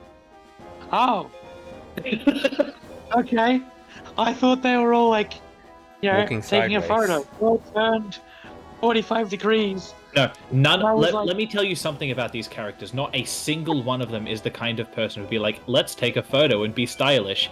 Every single one of them is the kind of person who would not allow themselves to be photographed under any non-business circumstances because they are all super serious men. In fairness, I'm glad I don't know how big his waist is. The symbols at the front had me thinking there's nothing unusual about this, and if there is, maybe it's being blocked by that image. No, and it was the only when symbols you at the front are just impact. Yeah. What's happened is they've announced that they're going to go on their adventure now, and then they all turn, and we get a shot of them turning towards the camera, and that's them setting off on their adventure, and it like freeze frames, and we get like the impact, like sound effect pop up on screen. Yeah, Wow. I see that now. Have I convinced you to watch JoJo's Bizarre Adventure? Not quite yet. I've always said for me to be convinced, it's either I've like seen someone talk about it on YouTube and I'm like, oh, that's clearly really good, or people have talked about it that much that I'm like, hey, like I've heard about that from at least 3 different sources. What if I told you that like half of today's meme culture is influenced by JoJo's Bizarre Adventure memes? The other half Really? is Revenge of the Sith. Do you know that song? competition. Do you know the To Be Continued meme where they play like Roundabout from Yeah. Yes? That's JoJo's. That's a JoJo's meme. Oh, right. Have you ever heard something like you thought it was blank, but it was me, Dio, or it was me, blank, something like that? Sort of. It's a Cards Against That's a Humanity JoJo's card, meme. yeah. Yeah. There's a Cards Against Humanity card of it. There's also, if you've ever seen random purple kanji floating up from something that's supposed to look really, like, kind of dorky but cool, that's JoJo's. Yeah. See, this is the thing though, like, for me, this is the same logic as telling me, hey, you remember Fortnite memes? Would play Fortnite. It's like... Well, here's the thing. Fortnite memes come about because people don't like Fortnite. JoJo's memes come about because JoJo's is just fantastic. Yeah. So I understand. Like, It's a little bit different in the sense that people actively shit on Fortnite, and Fortnite memes are usually making fun of like people who play Fortnite, whereas JoJo memes are just taking things that happen in JoJo's and applying them to other things. Sure, yeah. So though, what Bardo was mentioned, One Piece. Yeah, can I convince you guys to watch One Piece, a 1,000 episode anime that I'm pretty sure is still going? I tried so hard to get into One Piece, and I just couldn't. Why? See, I watched it I back love in pirates. That's the thing. Ah, back when Cheese TV was on, like they played One Piece, so I've already like got a familiarity with it. And Pirates. I stream so many episodes of anything that I'm like, 1,000 episodes doesn't scare me at all. I'm like, the only reason I haven't watched One Piece yet is just because I haven't got around to it. I'm like, people can absolutely convince me to watch One Piece, but it has to be like someone. go on. Yeah. Do it, coward. I dare you. I double A dare double you. dog date. I triple dare you, bitch. I mean, again, it's like I have a mental list. I'm like, it's been mentioned enough. I've seen it before. It's high up on the list. I'm on episode just- 50, lol. I just generally in there, can't get Rira. into like shonen anime like that. See, that's where like I really enjoyed Dragon Ball Z, and is My Hero Academia shonen? It is. I could get into My Hero Academia, but I think that's just because it's the only one that I've watched where you can watch like 12 episodes and something will happen in those 12 episodes. Yeah. Like, I remember watching Naruto, and the point that I knew, like, I kept on watching past this point, but the point where I kind of started to know that this was not going to be for me and I was not going to be able to do this was the first time that what's the bad guy's name again? Like the main bad guy, the Snake Man. Orochi? Yeah, Orochimaru. When he was having a fight against the. I have never seen an episode of Naruto, and I know fuck all about it. I'm proud that I pulled that out of my ass. And that may be the difference as well. Because when you mentioned Naruto, I'm like, oh, that's one where I think I've heard like that I might enjoy it, but I don't know if I'll actually get invested in it. Well, there is some good stuff in there. It's just like you have to wait so long for anything to happen. Like there was Orochimaru was having a fight with the like leader of the village. I can't remember what his name is or what his position or something like that. I don't know. He's the big fat pervert guy, isn't he? One of the legendary Sannin? I don't think he is one of the Seinen. I can't remember. But anyway, he's having a fight with that guy, and that guy pulls this jutsu move that like the hand of death goes through his stomach and like hits Orochimaru, and it's like it's pulling out his soul. So all he has to do is get the soul to be pulled all the way out. But Orochimaru has to like stop that from happening, basically. So what it ends up being is that they enter into a bro hug, and it's literally like I want to say it might be 10 episodes long, but that might just be how I remember it. It could only be like 4 or 5 episodes or something like that, which is still far too long of just two dudes in a bro hug explaining to each other why the other one isn't going to win the bro hug. Yeah, no, but that's the thing. Like, we used to say Dragon Ball Z basically had that same problem, and maybe that's a difference. But when I was a kid, I would 1 episode per day before school, and somehow being a kid, time moves slower. Time doesn't matter when you're a kid. Time doesn't exist. It's probably also like 10 to 20, so like it probably did take me 10 years. Yeah. And so I had that time back then. I'm like, I forget how long Dragon Ball Z takes. And when I bought it on DVD and rewatched it, I watched it in the marathon. Like, there was an option for marathon mode. Yeah. And I basically watched it through that and knew which parts to skip because I knew what the filler was, having already seen it. So I didn't miss anything through that. I just there's literally for all of those really big shonen anime, there are. Hold on, what's this? The third Hokage. Yeah, that's the guy.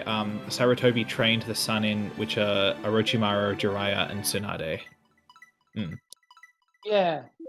Yeah, I thinking I might watch One Piece under a filler list. If there is such a thing. There exists one of those for all of the big 3 shonen, and the fact that those exist are, to me, massive red flags that I'm not going to enjoy these shows. The fact that there are websites online that are dedicated to simply listing which episodes of a show you should not watch, tells me that I should not watch that show. Yeah, so I guess though at this point I feel like every show does have that to an extent. I thoroughly disagree. Others. I mean, 'Cause I Doctor saw Who one, has like, don't watch 2 whole seasons. Yeah, Five, that's what five if that's- you care about yourself. Doctor that's what I Who. was What? gonna How? say. What? Doctor Hello. Who was a list. What but- season are we up to? We're up to 13 now, Flux.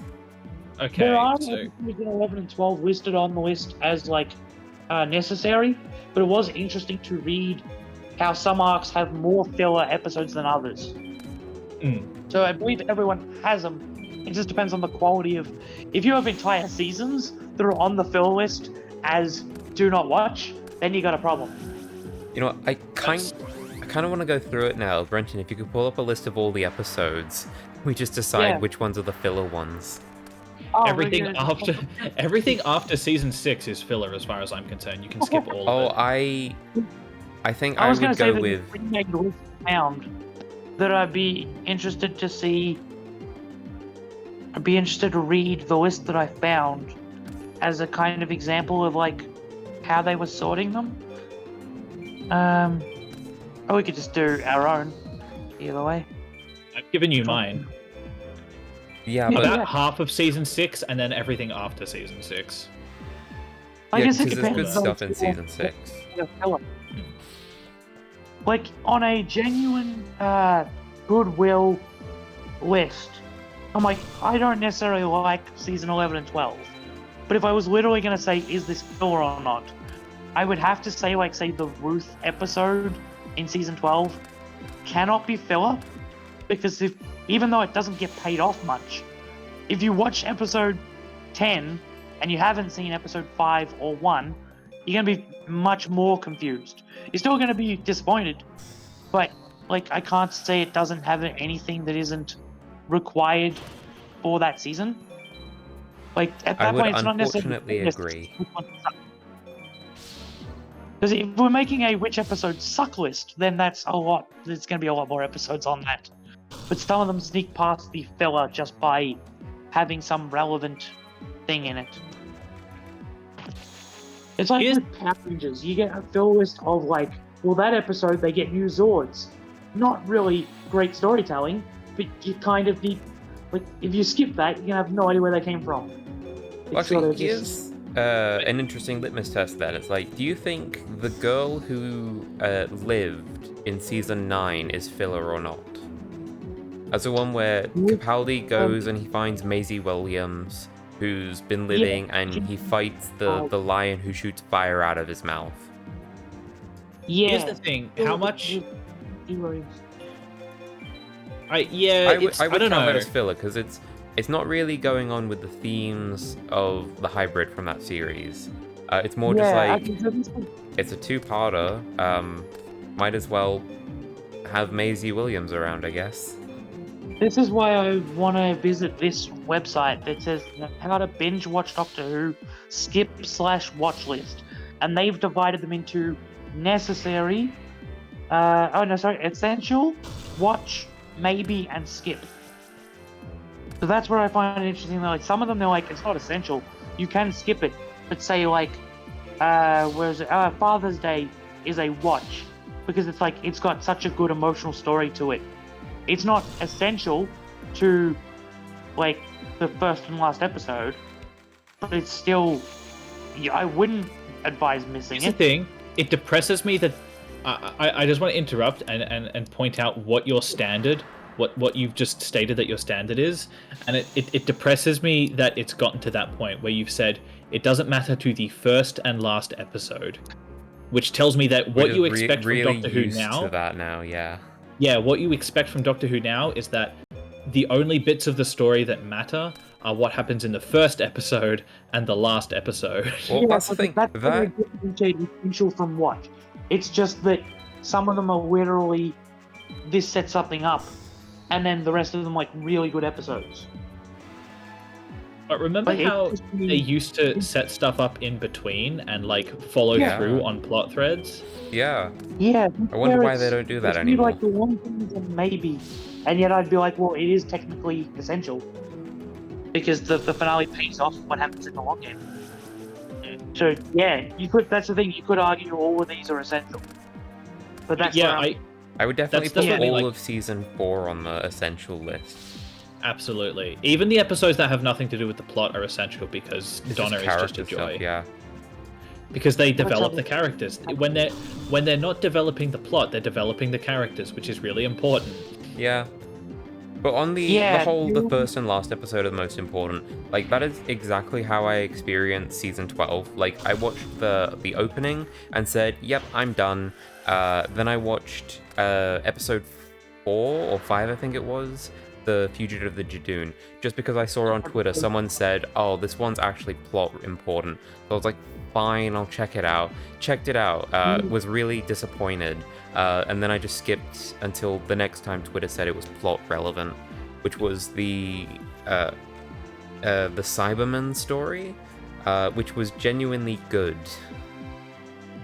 Yeah. And then That's, Neil Gaiman Cyberman I story. no, that was agree the with that. Lone Cyberman, the Mary Shelley. You haven't seen it. I have not. Yeah. I but might not that's have seen the other one either, the one that I just mentioned, but still. The Nightmare It in is a good Silver. point, Yeah. and, like, as you're saying, yeah, every episode shouldn't be. You're right. Then, if there's a filler list at all, it means that there's at least one episode that isn't pulling its weight. And if a show is really, really good, you shouldn't be able to point anything out like that. I'm going to go back to my favorite show of all time, Steins Gate, and say that there are definitely seen it. episodes in Steins Gate. Yeah. Ah, well. It's still. Yeah. Like, there's episodes in Steins Gate that are slow, that feel like they might be dragging out a little bit. There's some that, like, you know, they're just not as good as the rest of the show, but they're still all important, you know? Yeah. I So- can't think of a single episode that does not have something that, like,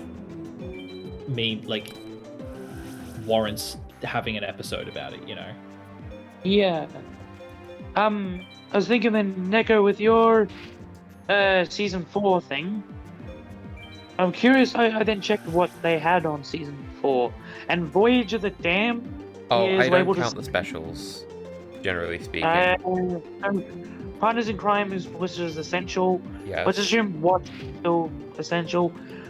Sontar and Stratagem and Poison Skies are maybe. This is where I'm like, I It's got forget these Wilfred. episodes. Got Wilfred. Oh yeah.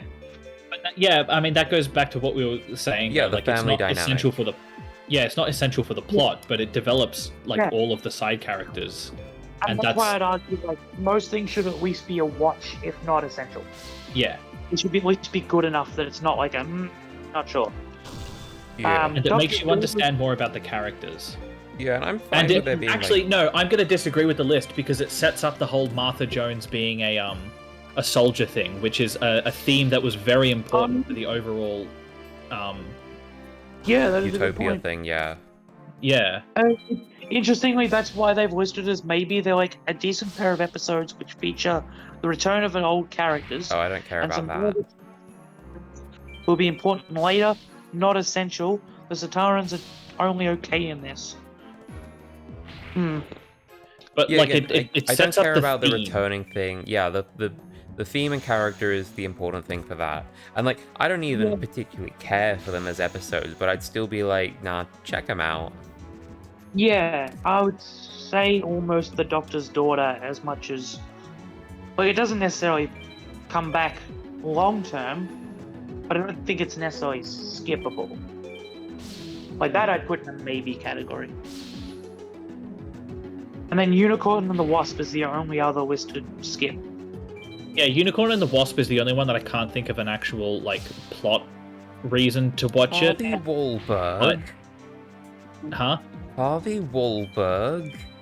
As he's Who? he's having his Hanger? he needs the shock and the Yeah, Stuff Oh, would yeah, have been Harvey poisoned. Wallbanger. oh whatever. yeah. And she's like, one word. Yeah, them playing fucking charades to save the Doctor's life. You know Yeah. what, though? That's the thing that is always an argument with Salt, Phil. I hate It's salt. like, What's that? Salt. Too salty. Oh, it's too salty. you can make a fill list of almost anything, but that's where the argument comes up. It's like, well, if it's still energetic and fun and enjoyable, is anything really skippable? What's And then your it's like- the question is what your standard for filler is. Yeah. It has to. My To be proper that's filler, true. I think it has to add nothing to the story or the characters. Yeah, it's not character development, world development, or plot development. But then even by that, it's like I I see people like with season 11 and 12 where it's like, oh, but you know, there's still like it's not much character development, but stuff happens. It's like, well, yeah, how much stuff needs to happen for it to not be filler? Here's the thing. I would say, hang on, I'm just running through the list in my head of like, okay, so of season of the Jodie era, I'd be like, Woman Who Fell to Earth, must watch. Ghost Monument, well, they got to get the TARDIS somehow. Yeah. Then you can skip. Oh no, the next episode's Rosa. Can you skip Rosa? And this is the problem. It's like even by filler standards, it's like you could because nothing really substantially happens. But Yeah, and like here's the question: what counts as something happening? Because you were saying there was like something I can't remember what show. I don't think I've watched it, but like, and they get a new sword, and then like you're gonna watch the next episode and go, how did that happen? Like, if that's the only thing that happened, you can just have somebody tell you, oh, by the way, last episode they got a new sword, and yeah, what are you no, missing? that's true. If you can sum up, if you can When- sum up what an episode added to the plot with like one sentence that is like, you know, less than 10 words, it didn't add enough. You know what is filler? The season finale of Jodie's first series, the Battle of Ranskor of Kolos. Yeah. But again, Because by that nothing same token, happens. like, but Ryan and Graham make up, kind of. They Maybe. made up But- already. They made up in the sense that a conflict that they didn't even care about. Yeah, got resolved, kind of, maybe. Conflict that was barely relevant even to them. Yeah. It And goes then back it's to like- what JXE was saying. It's only relevant when it's, oh, here's the 2 minutes they have in this episode to have character. Yeah. Yeah. Character just time have- is over now. Let's just have Ryan say something that might vaguely be passive aggressive to Graham, and then for the rest of the entire episode, they I don't know, are they good friends? Do they know each other? Could be Yeah. anything. Their relationship could be literally anything. They could be And gay that's lovers.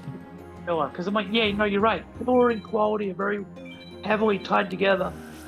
And in the case of Power Rangers, like you can get episodic episodes where it's literally like, here's this character, and this whole episode is devoted to their one trait, and everything about the episode is so formulaic that you just know it's one of the skippable ones. Like when I watch Power Rangers under a fill list, even though I have watched them all the way through, like I can immediately tell, like you'll see like the first episode will be setting up the main villain and whatnot, so it's like you're basically setting up the show. Yeah. Then after a while they'll introduce like a new character, and it's like sure, every episode after that that character is gonna be there, and maybe there's like a plot relevant setup thing for them there.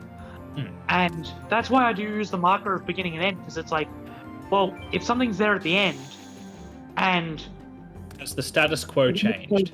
Yeah, and then you can Yeah. work backwards and find all the bits that got us there. actually, yeah, were necessary to understand how we did that.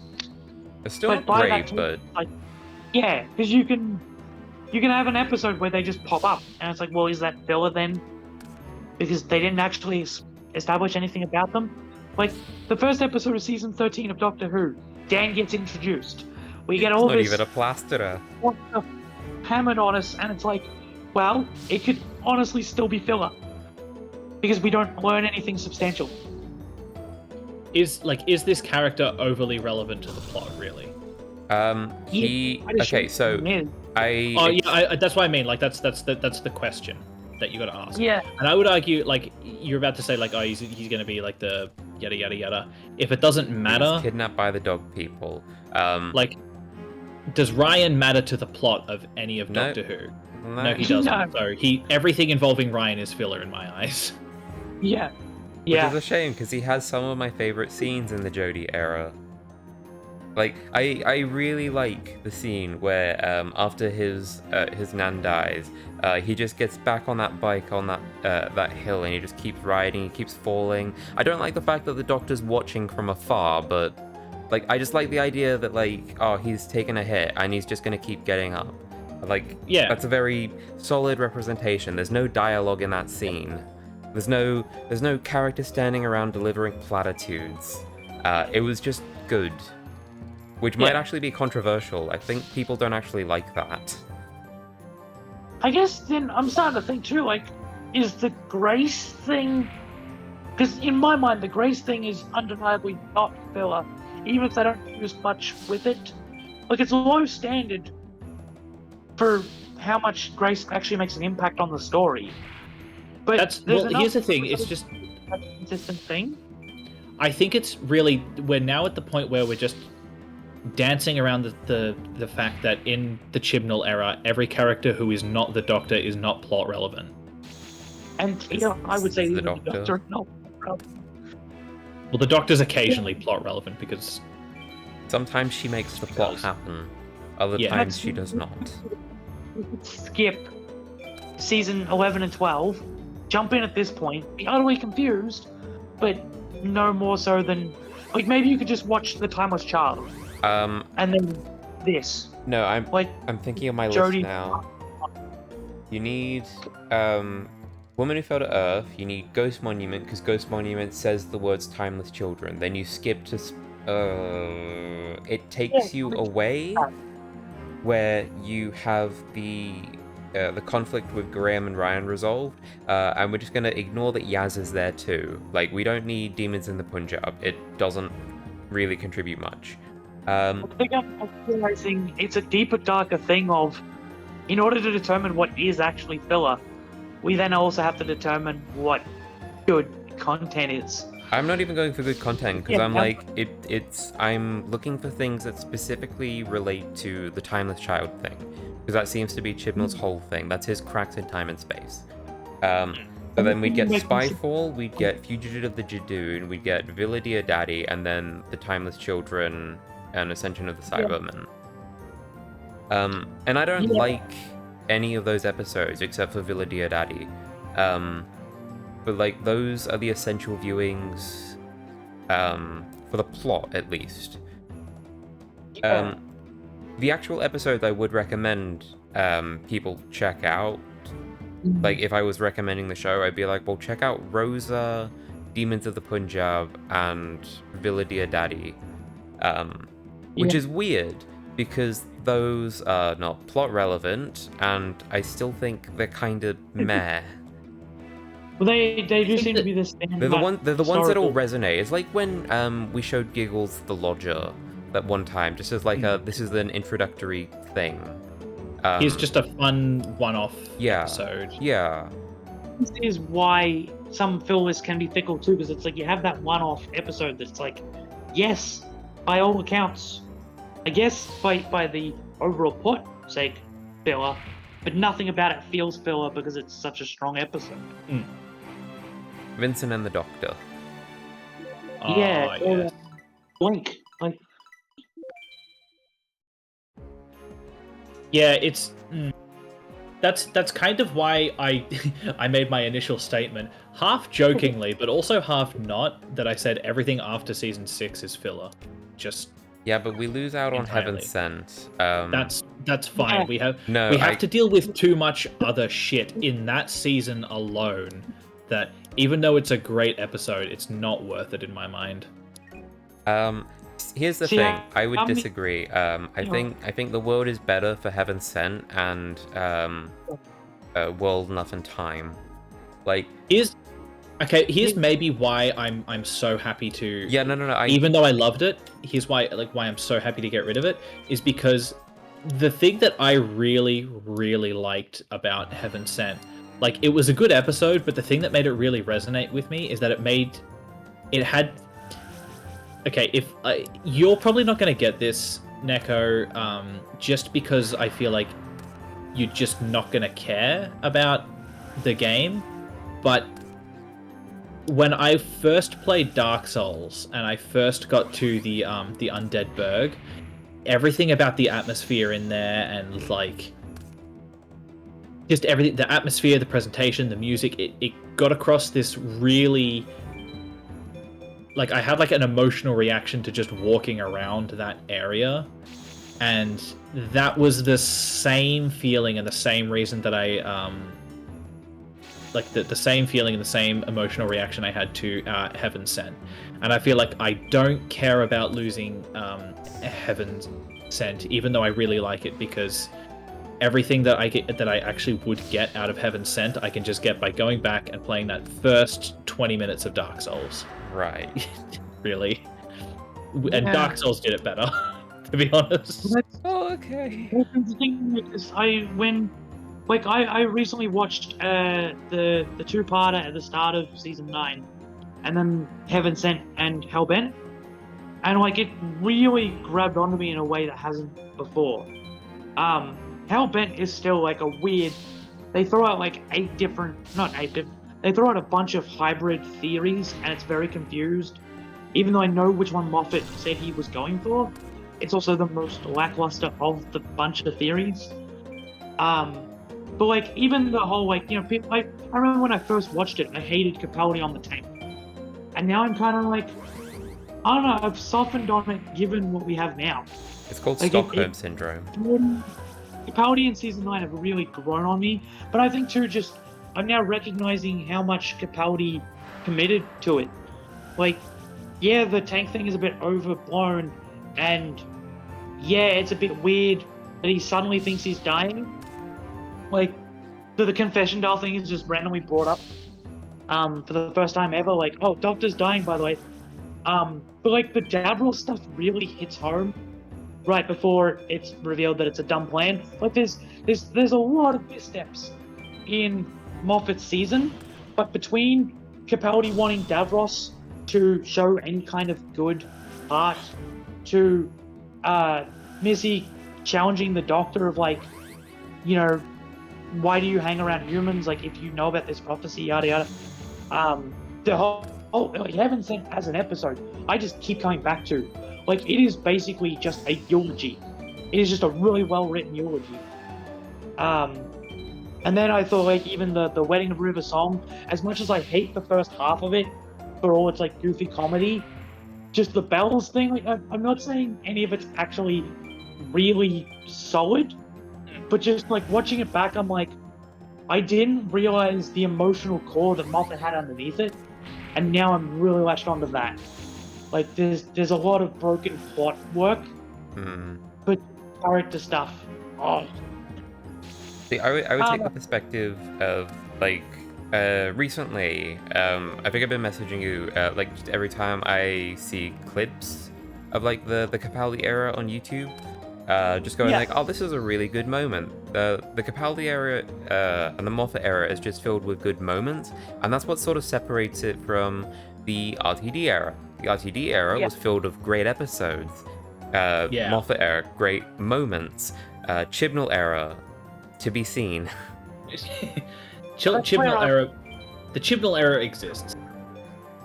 Yeah, I guess what I'm actually like defending is in terms of you're saying that anything after season 6 is filler. When again, I rewatched season 6 and was actually like, once they end up on the Silencer suddenly attacking and no one remembers where they were, it just jumps forward in a way that is so jarring and rushed that I kind of watched season 6 and went, season 6 is actually kind of a mess. Yeah, that's why I said Can't wait till you everything. get to season 7. Everything that's why I didn't use it the second time I brought it up. The full statement I gave was everything after season 6 and also half of season 6. Oh yeah, true. Yeah.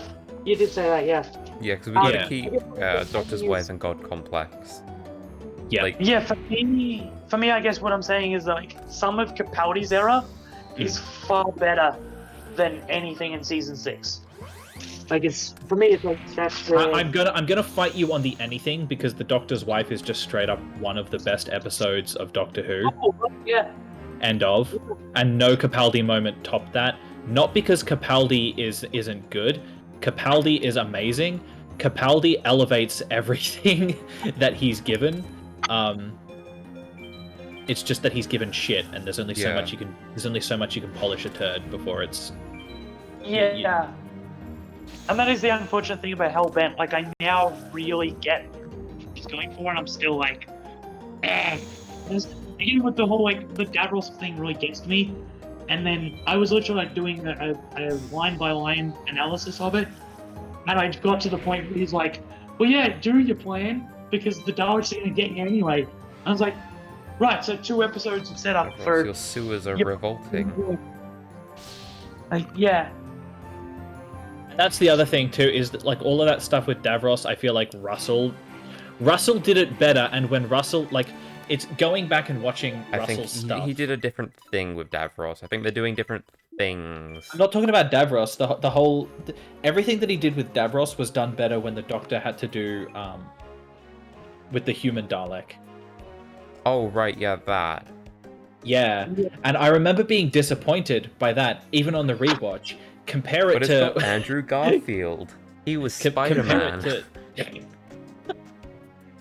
like, that was disappointing at the time, but if I were to compare it to fucking Moffat era, it's a masterwork, and it You get a deserves big to be gold like, star. I'm gonna put you on the fridge so everyone can see it. yeah, compared to Moffat's version of that same story where he tried to do that with Davros. Honestly, the Daleks in Manhattan is fucking Shakespeare, and I don't mean that as an exaggeration. I literally mean by comparison, Daleks in Manhattan should be played on stage for hundreds of years. And all 100 of those years, I mean, we'll have actually, I Andrew was Garfield. for a second there, I was confusing the Angels Take Manhattan. No. Yeah, no, of course not. There has been exactly one good Angel story. Honestly, Daleks Take Manhattan didn't bother me much the first time. The only thing I remember really hating was the Pigman thing. I thought that was neat. And I didn't like it, but I didn't dislike it. I just thought it was there. I also like really hated the Slovenian because I didn't know what Doctor Who fully was, and was like, why are there fart aliens in this show? So I think like That was the political extension was like commentary.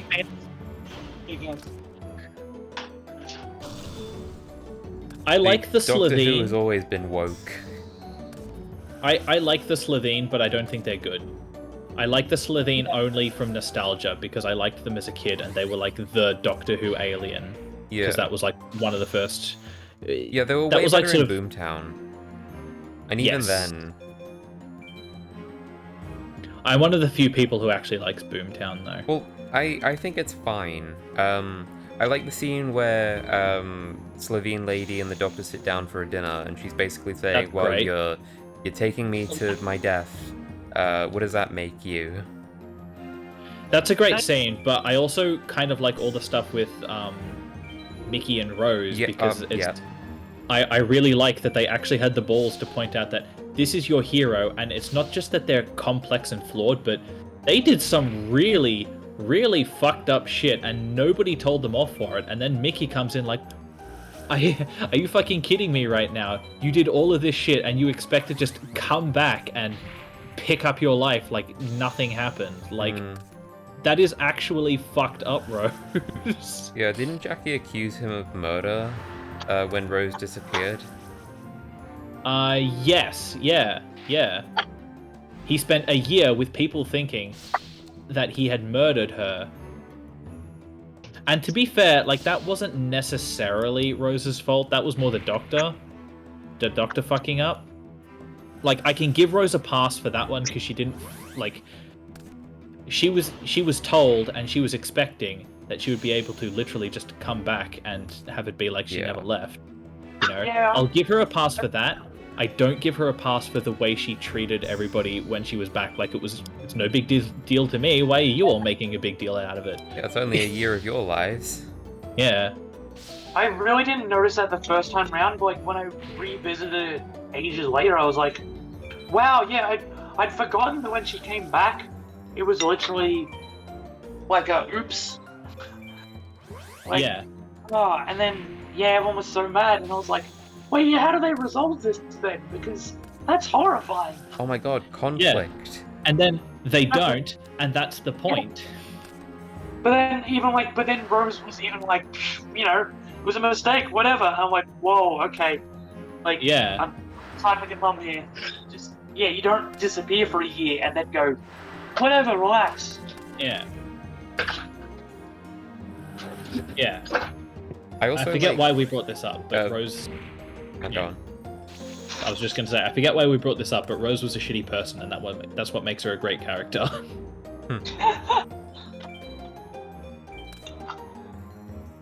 What was I saying? I also like in the episode when Jack gives like instructions for what they should do as a team.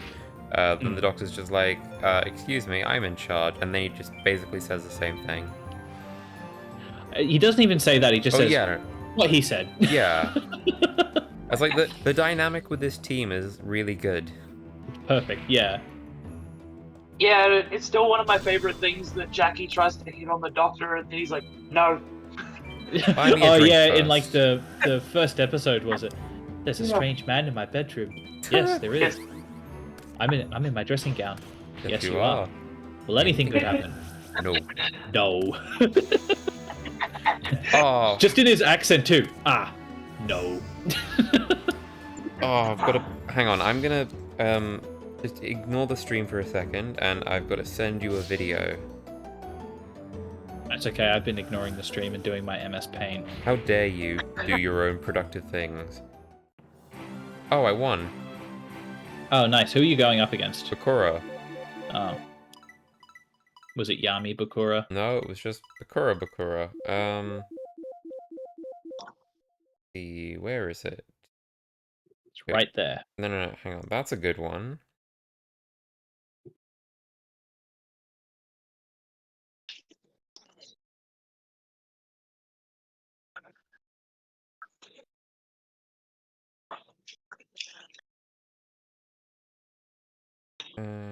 Where is it?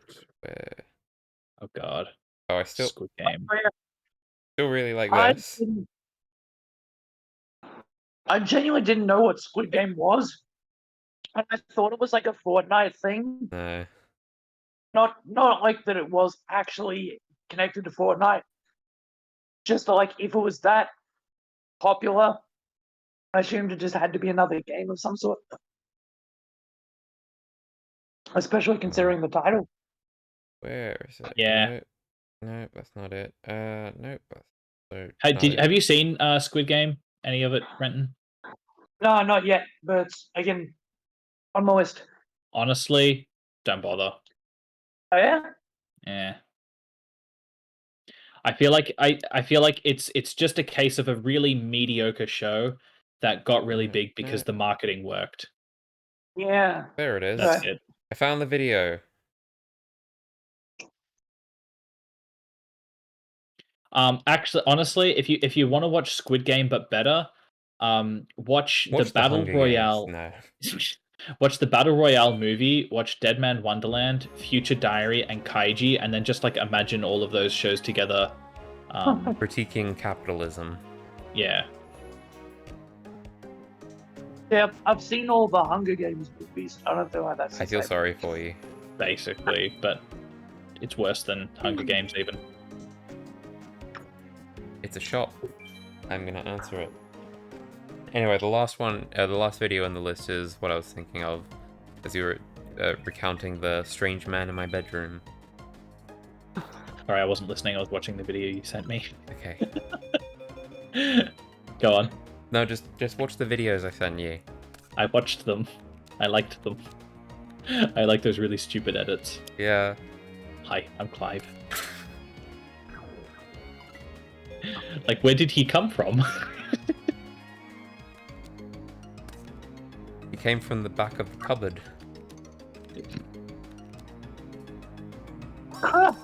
I've never seen one.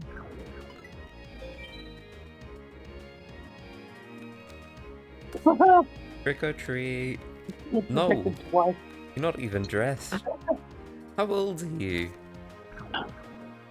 Oh wait, yeah. Okay, I didn't see the Dan one. I saw the other guy. The strange man in my bedroom. Yeah. Yeah, I love any groups with Dan in it. Just he's so much fun. Yeah, there's the absence of character, but he's the most characterful since Graham. Yeah. So I'm also going to point out that it's almost 11 and I need to fuck off. Yeah, I'm also gonna, because the day is over in the game, gonna wrap up stream here.